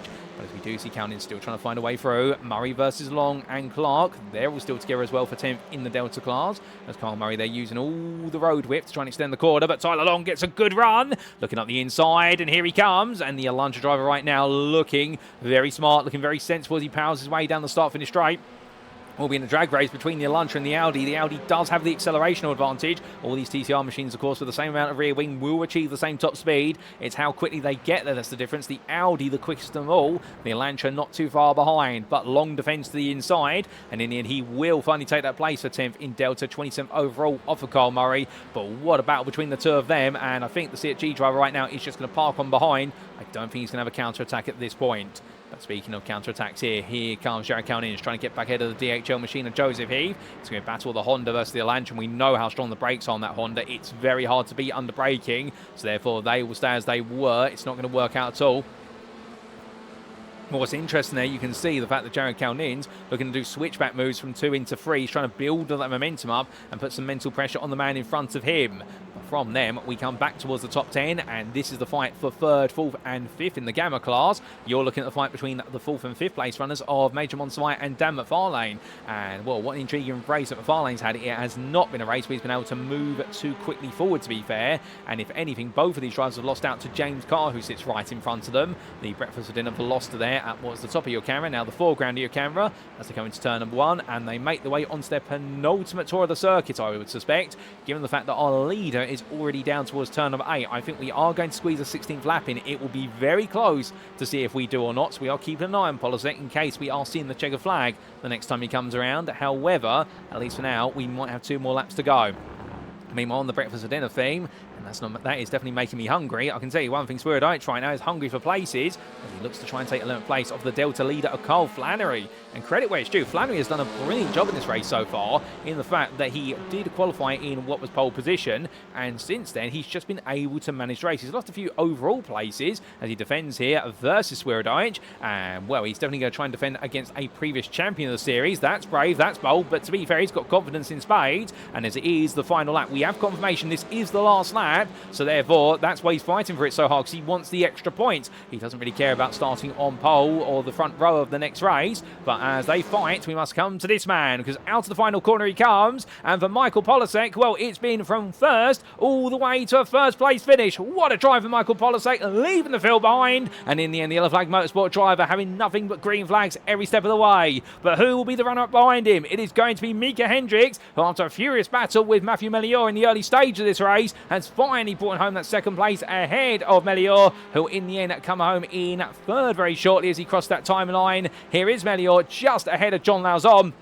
who comes home as your Gamma winner. And for John Lauzon, this is a turnaround. Head of Logan McKenzie and Raymond Tieu. It's a 1-2 in Gamma for Beaver and D's. And then it will be Francois Schenck just ahead of James Coe, completes the Gamma podium. But further back, behind Dan McFarlane, he rounds up the top 10. Carl Flannery does hold off Wojciech Swierdijk to take the Delta win. His first of the season. Well done for him. And, well, Connor Achitella will be your 13th place finisher to invert the grid. He'll take your pole position. But second in Delta in 14th, Zach Hudarko, his best performance of the season. And meanwhile, taking the final spot on the Delta podium in 19th place behind Zachary Bowman, it is Evan Clavio. Well done to Clavio for a brilliant drive there, just ahead of Ronald Meffo, who in the end couldn't quite get on the podium, but he did hold off Austin Dunbar and Corey Lobner there to take the 20th place spot overall. We've got a few more drives to make the way to the finish, including Kyle Murray, who in the end fall in behind Tyler Long in the late stages, and will both drive seemingly having a difficult day, albeit Long will be the biggest casualty on the list there with that 10th place. And then we do see also just behind him none other than Mitchell Richmeyer, also Spencer Clark. They're coming to a stop, and a couple more drivers coming across the line, including Andy Kosick just off camera in the all-blue Elantra. You see it there. And we also have Gareth McAllister coming across the line with Adrian Fedorowski in the end in 33rd place. A bit of a challenging race for him, but still made some good progress. Jared Cownin's perhaps one of the biggest losers of this race in terms of places, ahead of Jason Lynn. And we also did see cross line there Joseph Heath, Marcel Thomas and Logan Watton on his debut, a 38th place spot, but enjoying plenty of battling. Well, ladies and gentlemen, as all the drivers cool things on down and our first race is complete, that gives us a great opportunity, of course, to get ready for our second race by telling you a quick recap of the results from the first. And here is that quick recap.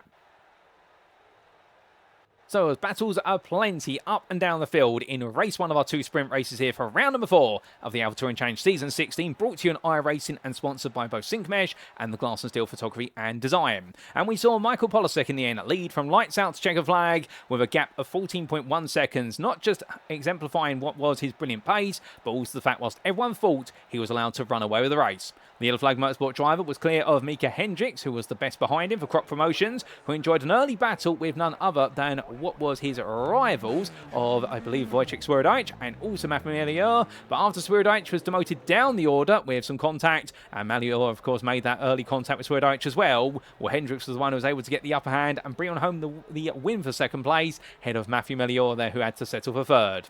From the Seat G driver, it was then John Lauzon who took the Gamma class win for Beaver and D's and the 4th place overall. That's going to be a huge haul of points ahead of Logan McKenzie, with the Pennzoil Super Touring driver taking 5th place ahead of Raymond Tieu.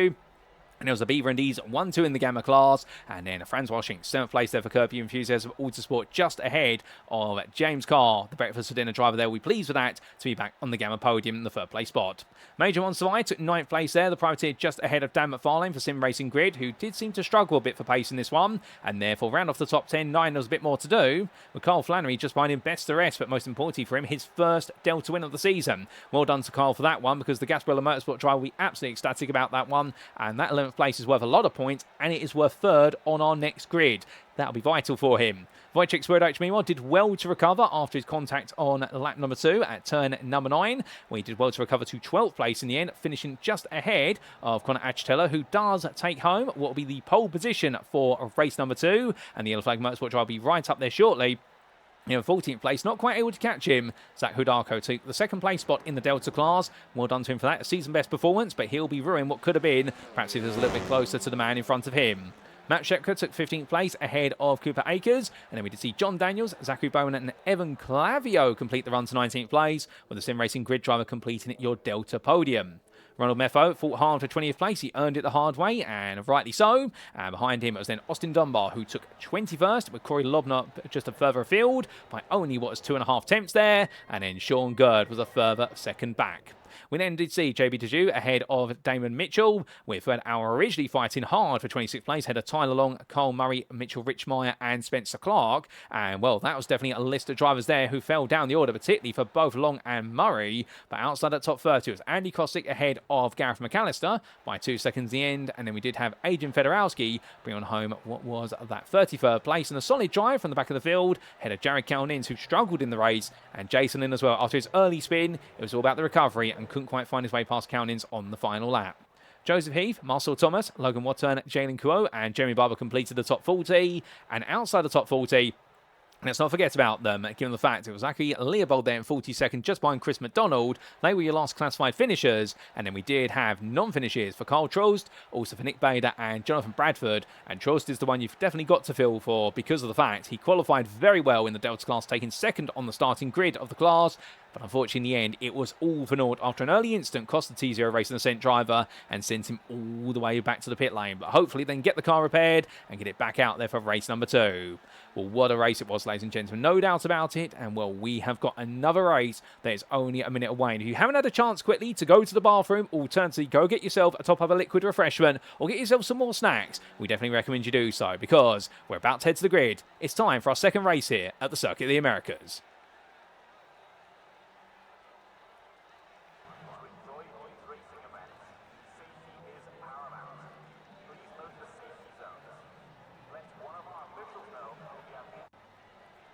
And here we go once again, ladies and gentlemen, the drivers make their way onto the grid. This is how they'll line up with the top 13 inversion from the results of race number 1. Here's Connor Achitella then, who takes his first overall pole position of the season for Yellow Flag Motorsport. Cameron overall, head of the Alpha pole sitter of Wojciech Swierdajc. 9 in this race, he can leave nothing on the line. Behind the breakfast dinner driver, it'll then be Carl Flannery, the Delta pole sitter, looking to make it 2 from 2 in the class today and pick up a huge haul of bonus points for Gasparilla Motorsport ahead of Sim Racing Grid's Dan McFarlane. There'll be Major Monsurvive 5th ahead of James Carr, with the breakfast dinner drive followed up by Francois Schink for Curb Your Enthusiasm Autosport and Raymond Tieu, who starts 8th there for Beaver and D's. Ran off the top 10, it's Logan McKenzie for Pennzoil Super Touring, and Beaver and D's is John Lauzon.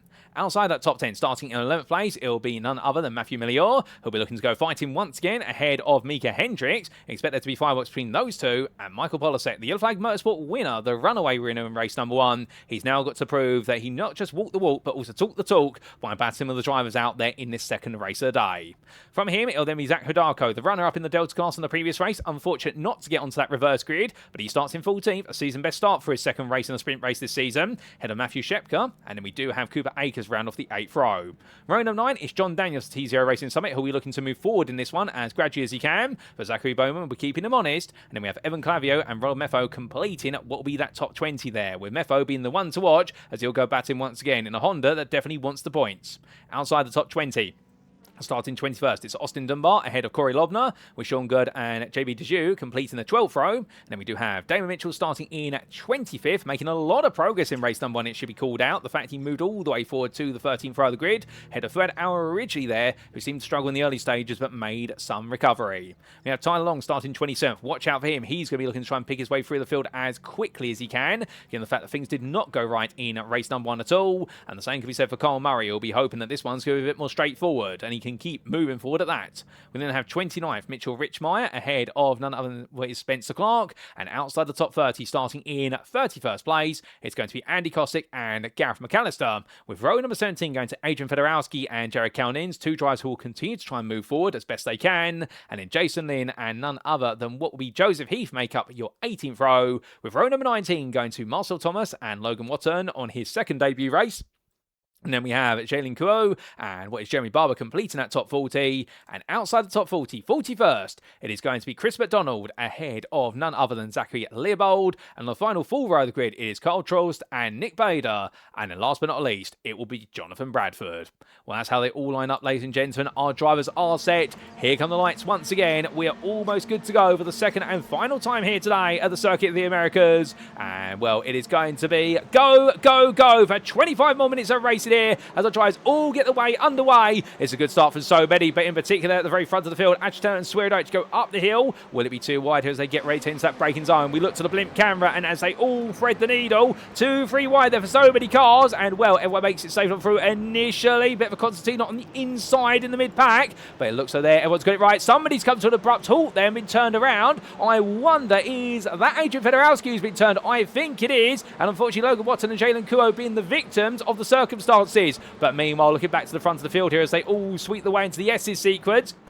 As quick as that, they're done with it. And Wojciech Swierdijk into lead, having made the move for lead into turn number 1. He'll be now looking to try and bolt away as quickly as he can here before the rest of the Alphas catch up. But can Indicamma stay with him, as we do see James Carr looking up the inside of Achitello immediately, diving on the inside here towards turn number 9. The Yellow Flag Motorsport driver under pressure, as there's been a bit of an instant further on back from what I'm hearing in my ear. We're going to have to get a replay of that when we can, but we're staying focused towards the front of the field for now at least, as Achitello going defensive. And you see the queue of cars it is building behind. As hold up, as then that's a car going straight on. That's Francois Schinck there taking a long run out wide there. I wonder if there was an issue with the car for the CYA driver, because that was a bit uncommon there to go that wide out in the Honda Civic Type R. I think he's got a problem, because he does not look happy in that car, and I think there's some damage to the steering or the suspension, because it is struggling to turn into right-handers at the moment. He has none other than John Lauzon up his inside now, and Micah Hendricks a bit further behind, but I think Francois Schinck has been knocked somewhere on this opening lap, and well, he starts to fight now, but I think oh, goodness me!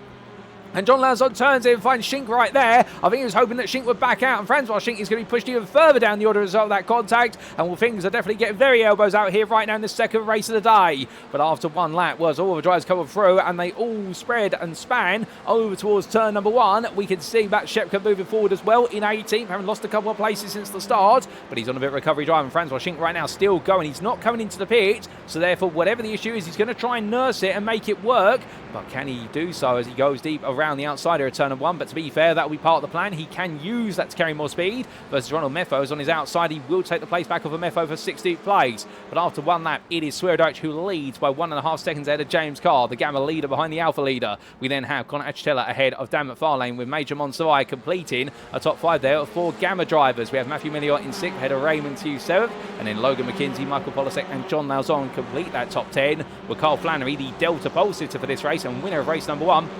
He's still in control here, with Micah Hendricks behind, and Zach Hodako is in 13th, not too far back. But Hendricks looking around the outside as Flannery goes defensive here, trying to make sure that Hendricks can't find his way through. As Polasek, meanwhile, looking around the outside of McKinsey. So therefore, the battle's happening right now inside this top 15. It is getting fierce, but it's also getting a bit feisty further down, because we can see Spencer Clark, JB DeJoux, and Cole Murray all over the back of each other. And well, JB DeJoux right now trying to plug the gap, as meanwhile there's been an instant up the road. We have had Major Monserrat go round, I believe. We're going to catch up to that shortly. And when he rejoins it, there's smoke and dust everywhere, a bit of gravel being tossed up into the air for good measure. He rejoins, and he rejoins just as John Daniels starts to fight here with Austin Dunbar. And well, we also see Fred Ridgely there, but Daniels trying to go around Ridgely completely through turns 13 and 14. He does so. Does he get it stopped at the time in towards turn 15? He does. What a lovely move there from John Daniels, moving up into 19th place. Now Ridgely there will definitely be nodding his head to say, well, I didn't want to let you go, but respect for it. And as they come out to the final corner, well, there's more to come as we go on to lap number 3.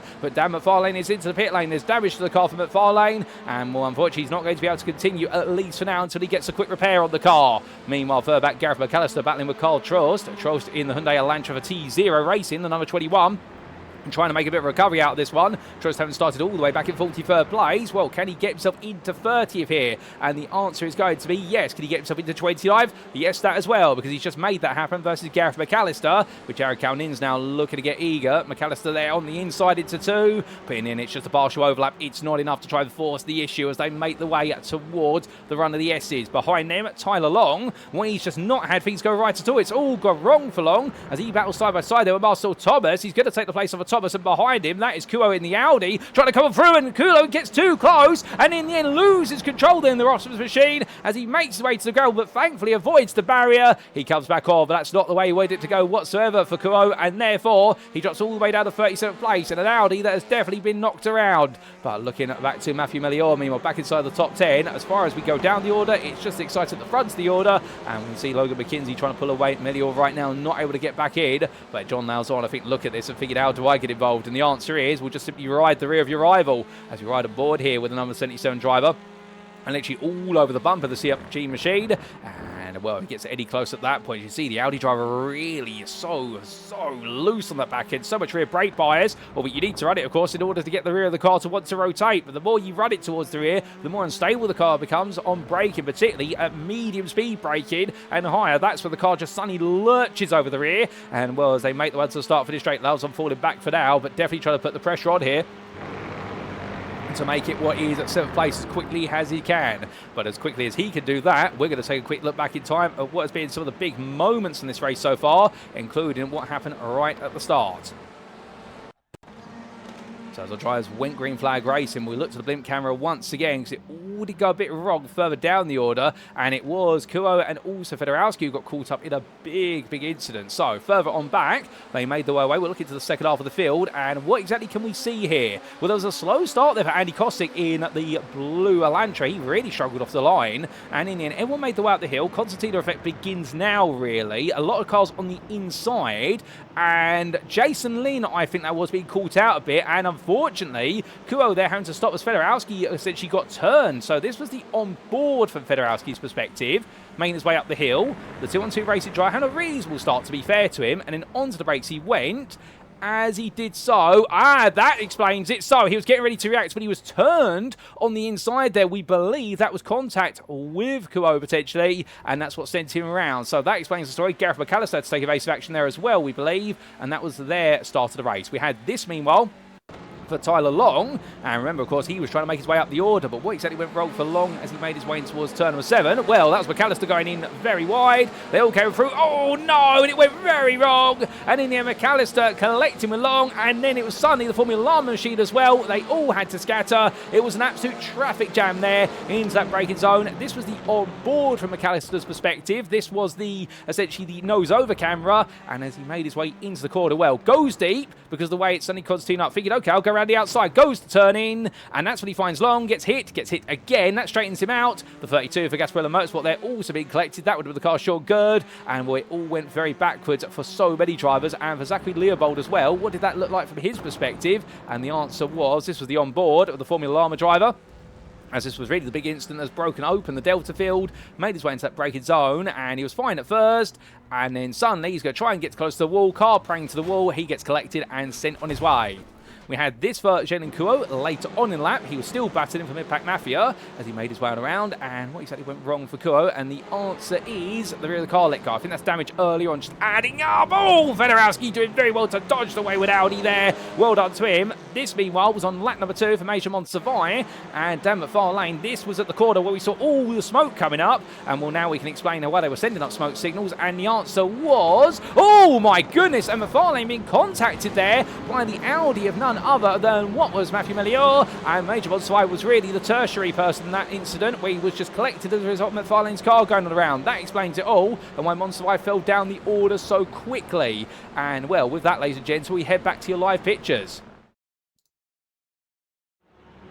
Well, certainly more to come as we come back to John Lauzon as he makes his way on, and as he does, well, we still do have 16.5 minutes this race to go, and there are still more battles, but the top 10 has calmed down a little bit, unless you talk about Matthew Melior, John Lauzon and Micah Hendricks. They're all still together, at least for now, as they make their way up the hill. These three drivers all looking to be trying to assert on each other, but behind Cooper Akers, 4.5 seconds back. He's gone under the radar a little bit in this race. He's had a good start to it, to be fair, and the Pennzoil Super Touring driver right now into 5th in his class.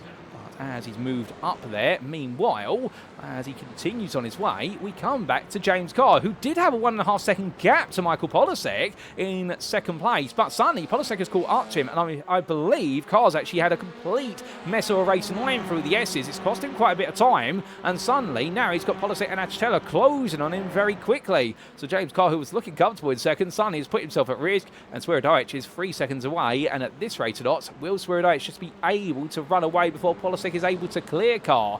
We will see, because of course that was the reason Polasek in the end at what was Charlotte 2 rounds ago, he was not able to take the win in the 2nd sprint because he took too long to come through the field, and that's why Micah Hendricks say, will make the magic happen as Polasek contacts through a car there, looks at the inside, car gets sent sideways, and in the end Achatella takes evasive action, and Polasek backing off there to make sure he didn't gain the place through unfair contact. So good sportsmanship from Polasek, and I think he realised then that door was always going to close, but at the heat of the moment he thought the door was wide open, and Raymond Tieu now closed up to this, but Polasek looking up the inside here of Carr, and this time he's going to make it much more straightforward for himself. Corinian does try to battle it, but Polasek slots in very nicely. But will Carr come back in? Yes, he will. He gets his elbows out. James Carr says, remember me, only moments ago. Well, now I'm going to take you to town as they make their way up towards turn number 1. And as they all get ready to make their way up towards the big red corner, well, roaring the way up. Well, we can see here right now Polasek out dragging his fellow Veloster driver, but it is going to be Carr who's on the inside as they get ready to battle on the braking. 3 wide of the rear of the picture. Polasek and Carr make contact. Meanwhile, Achatella, McKinsey and Tieu. It's McKinsey up the inside. He goes to the 2-for-1 one special. Does he get it? And the answer is yes, he does. He does indeed. But Polasek and Carr, they are still fighting here. They are refusing to give an inch, let alone a mile. And as they come through turns 3, 4, 5 and 6, these two drivers right now absolutely go for it. Carr taps through a Polasek. And winning in right now, I suspect there's going to be a little bit of red mist descending over both drivers here. Carr is not too happy about being passed, but Polasek has found his way up through in the end. And I think he has done it fairly, to be fair to him. And suddenly Polasek's up to second place. But the gap to Swierdijk, remember only moments ago, we said it was 3 seconds. It has doubled. That's right, that battling has made that whole gap double as quickly as that. And meanwhile, John Lauzon looking up the inside of Matthew Melior here for 7th place. So right now Lauzon sees what's going on in front and says, I want a bit of that. I'm coming on through, Matthew. And Melior in the end being relatively compliant, but I don't think he had a choice on that one. As meanwhile, Adjustel and Raymond Tieu, they're now going for their second round of fighting here as they make the way in towards turn number 12. Keep it clean, gents. That's all we ask. As he hops over the curb, well, that's not going to help him at all, is Adjustella. By taking that high run over the curb, that's going to hurt the suspension. And Sonny Tieu will take the place off him as quick as that. But meanwhile, whilst all this has been going on, we've had a change of foot because Carl Flannery has lost the lead of the Delta class. He has dropped down behind what has been Zach Hidako and Evan Clavio, to name a couple of drivers. We're not quite sure how that's happened, to be fair. We haven't quite caught it on replay, but what we can say is that Hidako now is leading in the Delta class, and well, he's got Evan Clavio right behind, and both of these drivers have yet to take a win in the Delta class this season, if my memory serves me correctly, although Hidako, I can definitely say for a fact, has yet to take one. I'm trying to remember if Clavio took one earlier on in the season. Unfortunately, I don't have a crib sheet available to me, but I can tell you right now, Clavio, either way, he'll definitely want to try and chase down Hidako as quickly as he can, because Shepko and Mefo are there, and Daniels and Dunbar are also closing up. So the battle to be on the Delta podium, let alone the Delta top 10, is absolutely building up very nicely as we get to the halfway point of this race. And here we see JB De Gilles on the inside of Corey Lobner, and the Elantra driver going in on the brakes. Lobner's going to try and carry it all the way around the outside, and in the end, which of the two here is going to be better on the brakes? It is going to be equal, but Lobner now on the inside here down through turn number 2. That's going to be the differentiating factor as they come in towards turn number 3, and Lobner makes that count. Further back, Carl Murray here. You can see him with Joseph Heath, Sean Gerd, Cole Trost, and also Jason Lynn, all queued up together. So right now, it really is a Delta class here that's fully alive, as we can see. None other than Marcel Thomas being passed by Jeremy Barber there, who dives at the inside of him. But it's going to be now Marcel Thomas who goes all the way around the outside into turn number 2, and Barber in the end just finds a box on the neutrals as he comes down the hill. He just cannot pick up the pace there in the Veloster, and Shaylin Kuo now is looking over the back of him. They're fighting over 20th place in the Delta class, but they're fighting for it. It's worth every point. And as they say in the AlphaTouring Challenge, every point matters, as does every Apex. But in terms of every Apex mattering right now, well, for this man, all he's got to do is make sure he doesn't put an Apex wrong at this point, because this is Wojciech Swierdijk leading at the moment. However, the reason we're taking a look at him is because he comes out the final quarter. Keep an eye on his lap time as he finishes this lap, because you'll find out very quickly why he needs to make sure he doesn't take his foot off the gas. He comes across the timeline, and his lap is a 41.458. Polasek, meanwhile, comes across the timeline, and his lap now in clear air is going to be a 41.298. That's 2.5 tenths that Polasek has already gained. And with 11 minutes left in this race and an average lap time of 1 3/4 minutes, a bit of quick mental mathematics here will say to us that we've got at least 6 more laps, including the one we just got onto. You do the mathematics. If Polasek can suddenly start gaining what would be half a second a lap, so double the margin of gain, he actually will be getting closer and closer. He won't be in an attacking position, but if Swierdijk was to make a mistake at all, then suddenly we could have a lead battle on our hands on the final lap. So that's why Swierdijk cannot afford to slow down at any point, because Polasek, once he sees a target, he really is quick about chasing it down, as James Carl is very quick to make his way to the barrier at turn number 7. That was a nasty knock to the front right of the car, and well, these cars, they can take a knock, but not too heavy a one, particularly on that Onco barrier. But meanwhile, behind, that's a run wide there for Micah Hendricks as he tries to find his way past John Lauzon, and Lauzon will hold the position right now. Lauzon really having to keep the Alpha driver behind him, and Hendricks looking left, he's looking right, he's looking centre, but he can't seem to find a way at least through for the moment. And Lauzon just wants to try and chase down Achitella to try and take that third place in Gamma off of him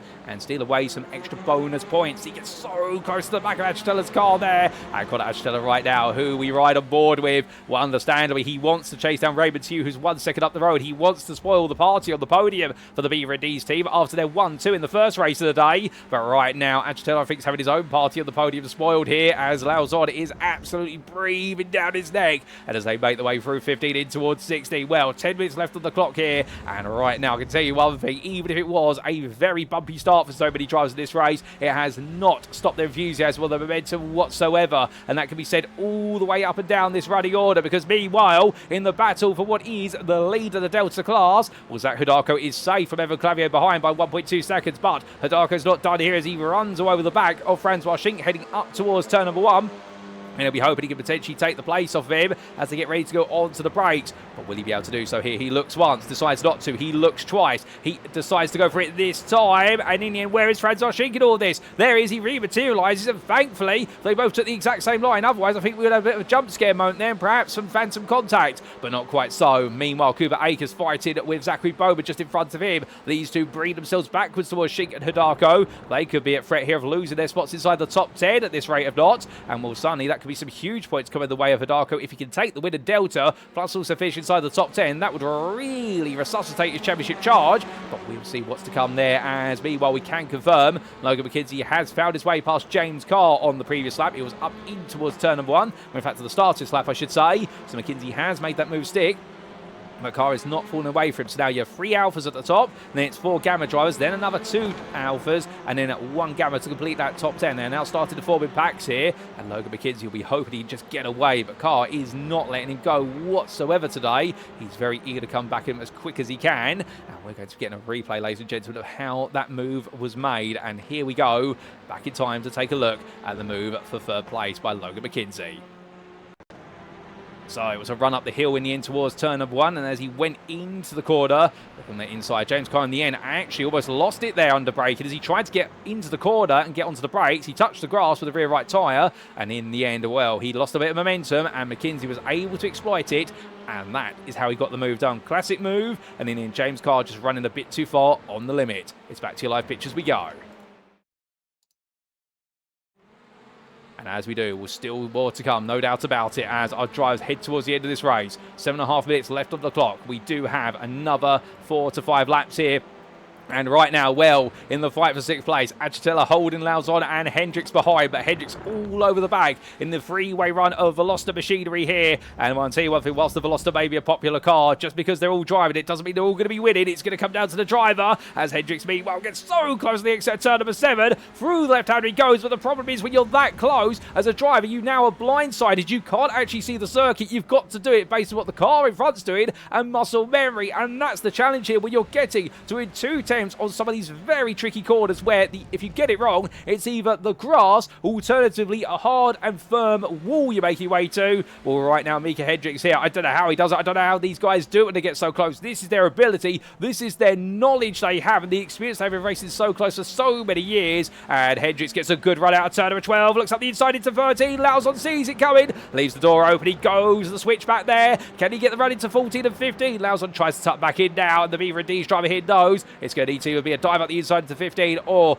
better yet, go all the way into 16 as he looks the inside. Of course, they came around wide here. The track limits allow them to do so. Lauzon all there, but Hendricks does seem to get it settled down. He does take the place. So Micah Hendricks now up into 7th. It gives Achatella a bit of breathing room, but understandably, Lauzon right now will definitely be of the mindset, which is, Micah, you either get a move on, or I'm going to very quickly find my brake pedal. Gets a lot longer in towards turn number 1 than most. And as they head up the hill, we look to a change of position. In fact, Raymond Tieu has just jumped ahead of James Carr. Carr's just given up the place there towards turn 1. I wonder where he's picked up a slowdown, or alternatively, whether Carr's perhaps struggling for tyre life here, and perhaps has decided, you know what, there's no point me fighting for the win of this race. Instead, I might as well give up the places with 6 minutes to go, only when he needs to. I suspect when Achatella comes up behind him, he may be less inclined to give up the places. We'll go deeper into the race, unless he had a slowdown. That is the only other theory we have. Unfortunately, we can't confirm or deny it, ladies and gentlemen, but James Carr there definitely yielded for a brief moment. In fact, we are going to see if we get some data to confirm what James Carr did there, whether he did pick up a slowdown as he made his way up the hill. But either way, a bit of a surprise there, and not a welcome one. And in fact, we have no data to say, so I think he might have decided that fighting was not worth it at that point in time, and was a strategic decision there, but it might have just been the right one, because it does buy him a little bit more breathing room before Achatella arrives on the scene, and then the risk of coming off the podium if Lauzon gets to him. So the B4D driver here doing everything right so far as we look back to the Deltas. And what we can see, Carl Flannery and Austin DeBar come together. They were fighting for evolving class, and Fernando Ridgely now comes on through with Corey Lobner giving pursuit. So suddenly that's gone wrong for DeBar, and also there for Flannery. And for Carl Flannery, he's going to be absolutely fuming. It did work out at the start of this race after his winning race number 1, and now it's got a bit backwards there as Al Ridgely gets very tight to the apex of turn number 12. That's tyre wear in the rear of the car, sliding around loose now for the 119 driver. But can he hold on here for his best result of the season under race conditions? We will see. He's not got a long long left to go, but Kyle Murray's back on the road now, back on the charge in 8th, ahead of Carl Trost, and we can see Carl Flannery a bit further behind, and Joseph Heath. They're all queued up behind the 101 Audi now. Murray here, well, he's got such a long queue of cars behind him. My good lord, at this point, and well, he's forming quite the touring car trade here as he comes out of 15 up towards 16. Murray, the Scotsman, just hoping he can hold on for a little bit longer, but there's going to be about 3 more laps to go, including the one they're about to go on to. But as he exits the corner, well, this is where the Audi goes well. He can blast away here down the start-finish straight. He doesn't have to worry too much about that Lancia being quick up for the gearbox, but what he's got to worry about is whether Trost will go on the inside of him in towards the first braking zone. The answer is no, not at this time. He looks for the switchback instead as they all switch and swap their way. But a bit of a run deep there for Spencer Clark, where he runs out wide. That's going to give Joseph Heath the opportunity to come on through. And Kyle Murray stays safe for now, but it's all shuffle in this group. Meanwhile, off camera, we have had some drama for Ronald Meffo, who's come off the circuit. He's lost a place, and indeed he's had to tow to the pits as Ronald Meffo, so that's going to send him a long way down the order. Not quite sure what's caused that, but Meffo's lost out, and Meffo at the time was running 3rd in the Delta class. So Fernando Ridgely right now is on contention for his first podium of the season as a result of that, plus the drama earlier on. Well, right now, anything is happening, and indeed it really is. Anything happens until the checkered flag, no doubt about it, and everyone is throwing everything at this race, and for Fernando Ridgely in particular, can he hold on just for another 2 laps? Because our leader comes on through to go on to lap number 14. I can promise you, ladies and gentlemen, we will see 15 laps in this one, and now Ritchie just needs to hold on for 2 more after this. If he can, it'll be his first podium of the season. If not, it'll be a first podium of the season for Corey Lobner in the Deltas. Further back, they're all queuing up here, and right now Kyle Murray, he's doing his best Yano Trilly interpretation, because as they make their way through turn number 13, they are all stumbling over each other here behind Kyle Murray. Murray wants that 7th place in the Delta class. He's not intentionally driving slowly, he's driving as quick as he can, but everyone else here, they're all got so much pace to unleash, given the fact they've all had a race whereby they haven't been able to be unleashed their full potential until the second half. And right now, here comes Spencer Clark, looking to get one back on Joseph Heath as he goes onto the inside of the hairpin at the final corner. Well, Heath goes a bit deep. Clark is an absolutely lovely apex there. They power their way along. 2 minutes left on the clock. 2 laps to go for all these guys. They head up the hill. And my goodness, I don't want to guess which way this is going to go, ladies and gentlemen, as Heath and Clark go side by side. And right now, is it going to be a DHL delivery, or is it going to be Clark taking the place off of him here? And the answer is he's going to say to the DHL guy, curb your enthusiasm, please, because in the end Heath drops down as Sean Gerd, meanwhile, watches now, thinks, can he get involved? Damn it, Farlane, the Gamma driver, who's out of sorts, he's getting onto the back of this. Tyler Long is there, Chris McDonald is there. It's almost as if it's a who's who of the Delta class, all right now fighting over 7th place, effective through to 14th in the class with a Gamma driver. One of our big names in the Gamma class also getting involved. My goodness, you couldn't make it up. And also you do have there in the rear the picture Jared Cowden trying to get into this, but we'll see what he's able to do as Kyle Murray, meanwhile, well, Kyle tries to get a really good round at the corner. Here comes Trost this time. Surely he's got to go all in on this. Trost has not got a bigger opportunity to do it. He goes in. Does he get it stopped in time? No, he doesn't. Oh, Murray takes it back. Here comes Flannery as well. Flannery's going to look around the outside here. Can he beat the Elantra on the brakes around the outside? Contact between the two. Flannery goes sideways at the end. Rolls backwards off the road. And will thankfully everyone else will be able to avoid it. Hold up. And why is Tyler Long doing rallycross here? He's been praying somehow in towards turn number 10. And we'll try to understand what's happened there shortly. But right now, can we? Because the thing is, as all this plays out, and there's even more to come. Coming back towards the top 10, there's Raymond Tieu, your Gamma leader. He looks safe, but James Carr behind. The second of the Gammas here now has Micah Hendricks behind him for close company. Hendricks is absolutely trying to bring him down to get the 5th place off him and get some more points. And Carr, meanwhile, will not want to be under too much pressure because Connor Achitella and John Lauzon are right behind. And coming in towards the S's right now, well, if you are Connor Achitella and John Lauzon, you've got to be thinking, well, the opportunity to be further up that podium is right in front of us, but also they both want the places of each other at this point, so therefore it really is going to be a place where do they work together or not, because we are onto the final lap as well. We'll have to see. As Zach Hidalgo, meanwhile, your Delta leader, he is definitely looking to be in control here. The Hope Soda machine looking comfortable as he chased after Francois Sching. Evan Clavio is 3 seconds back, and Clavio looks to be set now for this 2nd place in the Delta class, but anything can happen. And as we come back here to what is Connor Achitella, there is James Carr battling with him. Carr lost out, but he comes back after a poor run through what was turn number 10. So Carr now fighting hard as Micah Hendricks has cleared him. Carr goes all in versus Hendricks. He wants to get the Alpha driver between himself and the rest of the Deltas here, but Hendricks sweeps around the outside. Can he keep it together just for a little bit longer? They'll be too wide into COTA curve, and as they roar the way through, in the end, Carr does take it back. But meanwhile, ladies and gentlemen, we have to leave them behind because the clock strikes 0. row. Well, it might have been Michael Polosek who ran away in race number 1, but in race number 2, Wojciech Swierdajc makes amends for a dismal race number 1 and comes on home to take the victory here ahead of Michael Polosek, who is the runner-up, who chased him down. Logan McKenzie will complete your top 3 as he makes his way to the finish line there, and then it will be Raymond Tieu who comes on home as your Gamma winner ahead of Micah Hendricks, who just outruns James Carr to line, or does he? I think he does, but it's by a tiny margin. James Carr takes 6th, runner-up in the Gammas ahead of Connor Achella, with John Lanzau just behind him. That'll be Matthew Melior taking 9th.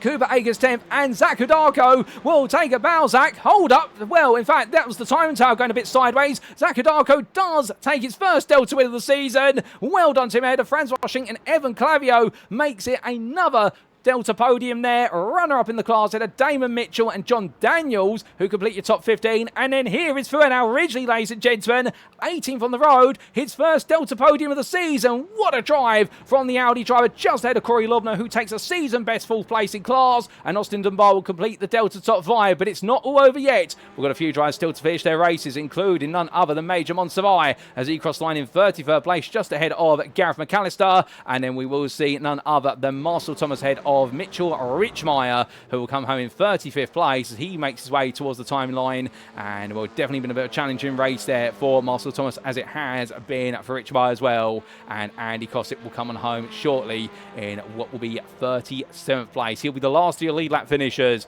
But goodness me, ladies and gentlemen, what an end to the race. Absolute pandemonium up and down the field, but the good kind, the only kind you can expect here at AlphaTauri Challenge. Yes, there were some elbows out. I think the stewards will definitely have a little bit of work to do after this round and this pair of races, but one thing that is certain here, the Circuit of the Americas definitely delivered here today, and the man who really delivered after the disappointment of Okayama, Michael Polosek, winning race 1 overall and 2nd place in race number 2. Some huge points coming his way, and the Yellow Flag Motorsport driver definitely needed them after the early technical retirement in Japan. But to be fair, Wojciech Swierdajc as well, bruised in race number 1, but did well to make the most of his grid start for race number 2 to move into lead and never look back. And in the Gamma class, Beaver and D's is Raymond Tieu and John Lauzon taking up the majority of the points, but James Carr and Connor Achitella right in the thick of it, and Cooper Akers was never too far behind. But as for Delta today, what a shuffle around. First time win for Zach Hudarko, Evan Clavio back on the podium, and for Al Ridgely making a first time to the podium as well. And for one of some of the big names, Jared Kellnins, Tyler Long, Chris McDonald, it all went somewhat right in race number 1, but come race number 2, it was anyone's guess as to which way it would go. But with that, we take a look at the race results subject to any stewards' inquiries, and here they are. And as we can see, after an incredible 25 minutes of racing, our second race, well, those aren't quite the results from race number 2, but here they are. They've been updated now, they come through, and as we can see, for our second race in round number 4 of season 16 of the AlphaTauri Challenge, brought to you on iRacing, Wojciech Swierdajc for breakfast for dinner, and taking the win in the end by 4 seconds over Michael Polosek. But the Yellow Flag Motorsport driver, once he got clear, he tried to hunt down the race winner, but he didn't have enough time. Logan McKenzie rounded off the podium there for the Alpha drivers of Pennzoil Super Touring. Brilliant effort from him to fight his way ahead of our absolutely packed Gamma and Alpha top 10, with Raymond Tieu in the end not quite able to make it back onto the overall podium, but to be fair, I think you'll be very happy with the Gamma win and the 4th place overall for Beaver and D's. Micah Hendricks was just able to squeeze his way back ahead of James Carr in a drag race to the finish line. The two of them separated by only what was a 10th at the line, if that. In fact, not even that, 200ths was the delta, with in the end Hendricks for Crop Promotions just squeezing ahead of the breakfast for dinner machine. But Carl will be happy with 2nd place in Gamma, but Titley was able to outrun Connor Achitella there, who rounded off the Gamma podium for Yellow Flag Motorsport. A big score for the YFM team, as it was a big score for Beaver and D's, with John Lauzon 4th in the Gamma class, 8th overall, and Matthew Melior in the end fell out that lead group towards the end. But to be fair, the CHG driver will take some more points on the board, and know that he is definitely right in the thick of it. Cooper Akers round off the top 10 there for Pennzoil Super Touring, a further 10 seconds back, and a bit of a lonely end to his race, but it was not a lonely end to his race in other respects, because Zach Hudarko was on his rear for most of the latter stages, with the Honda driver there backing off towards the end and taking his first Delta win of the season. Well done to Zach. What a drive from him, and length overall, and battling hard with Franz Waschink as well, who he did manage to beat in the end for Curb Your Enthusiasm Autosport.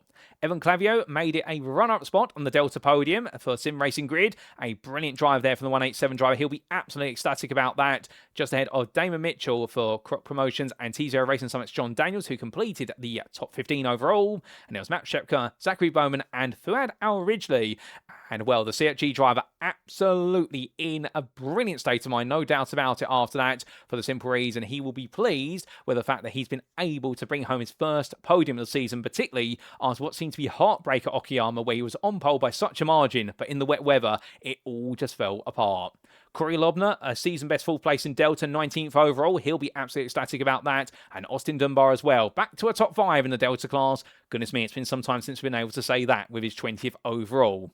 Outside the top 20, we also got to see some great performances from JB DeJoux, who in the end only one place away from a top 5, but a first top 10 of the season of the Delta class for him, ahead of Kyle Murray, with Spencer Clark ahead of Kyle Trost and Joseph Heath. Bit of a frustrating race for both Trost and Heath, but they enjoyed a good scrap together, 3 tenths separated them at the line, and it was a further attempt to Sean Gerb. Dan McFarlane in the end, well, he might have been the gamut in amongst all the Deltas, but to be fair, class made no distinction between these two, because of the fact it was Dan McFarlane fighting hard with them every step of the way. He was 2 seconds ahead of Jared Cowlins, who in the end seemed to struggle in this race, but to be fair, Cowlins in the end put on some good battles ahead of Jason Lynn, with Carl Flannery there, perhaps the biggest loser of this race when it came to starting on pole for the Deltas and falling all the way down the order for Gasparilla Motorsport. Chris McDonald took 31st ahead of Tyler Long, with Major Monsai 33rd ahead of Gareth McAllister, and then it was Marcel Thomas, Mitchell Richmire and Andy Kosick who finished off your lead lap finishers to 37th place. We've been a lap down for Jeremy Barber and also Jalen Kuo, and it was 3 laps down to Ronald Meffo, with a late instant cost him a chance at some huge points. And outside that top 40, not to be forgotten about, we also did see 7 laps down a finish for Adrian Fedorowski, with retirements unfortunately for Logan Watton, Zachary Leopold, Nick Bader and Jonathan Bradford. Well, with that, ladies and gentlemen, that concludes our rundown of the finishing positions. Well, it's been an absolutely exciting and indeed awesome race number 2 here, and that completes our time at what is the Circuit of the Americas. And as our circuit falls silent, it only leaves us to say one thing: it is time for us to wrap up. Thank you very much for watching, and if you have enjoyed today's broadcast, and perhaps you're sat there right now itching to know more about the Alpha Touring Challenge, perhaps you're sat there thinking, you know what, I want to be on the grid as part of the Alpha Touring Challenge, or just want to know more at least, perhaps you want to dip your toes in at some point, but you're just curious at the moment. Well, for all the information to get yourself on the grid, or just know more about the ATC from its history all the way to the current day, we do recommend that you head to the official website, and that is of course at alphatouringchallenge.com, website on screen now, and well, you will not find a better compendium of all the information you need to get on the grid, with full breakdowns of entire seasons, Hall of Fame, all the statistics, you name it, it is here on this website, ladies and gentlemen. One of the very best websites I have ever seen for a sim racing series, and all you got to do is go to alphatouringchallenge.com for all that information and more, and to get yourself onto the grid for the premier North American touring car racing series. We'd also like to take this moment to say a big thank you to our series partners, who of course include none other than Syncmesh. Born out of the pursuit of one-man search for better gear for sim racing, Syncmesh is the company which provides purpose-built gear for sim racing, ranging from gloves through to a full line of performance wear. With an obsessive attention to detail in their gear, which aligns with your attention to detail in nailing lap after lap on the simulator, you could not ask for better gear to make your racing experience better. But to know more, head to sync-mesh.com today. We'd also like to say a big thank you to our other partner, and that is, of course, what is Glass and Steel Photography and Design. The Alpha Touring Challenge's official photographer, you've seen him on the grid today, Jason Lynn, is a highly talented and approachable individual who provides both photography and livery design services for the iRacing simulator platform as part of Glass and Steel Photography and Design. But do not just take our word for it, because with 5-star reviews from his clientele citing him as easy to work with, detail-orientated, and a very fast responder, if you're looking for pixel-precise photography or a livery design to dominate the competition, then why not head to his website at glassnsteel1.wordpress.com today. But with that, ladies and gentlemen, well, we have had an absolute belter around in Texas. And with that, the theme next time is to remain in the US of A, but we head to the Mecca of road racing in the country. We head to the state of New York for the Watkins Glen International Circuit, and there, for round number 5, we will be celebrating the 5-year official anniversary of the Alpha Touring Challenge. And it will be a special round. We'll have a special qualifying session where it's a qualifying race, and you can catch all the racing action, which will occur on Monday, the 2nd of February 2026, as if it were live on Tuesday, the 3rd of February. Be there. It's going to be a special one, and you won't want to miss it. But until then, we have been the Alpha Touring Challenge. I have been your host and commentator, Paul Walsh. You've been tuning into a Paul Walsh production. And until next time, remember to stay safe, stay well, stay smiling, and most importantly, as always, ladies and gentlemen, remember to stay on track. Good night.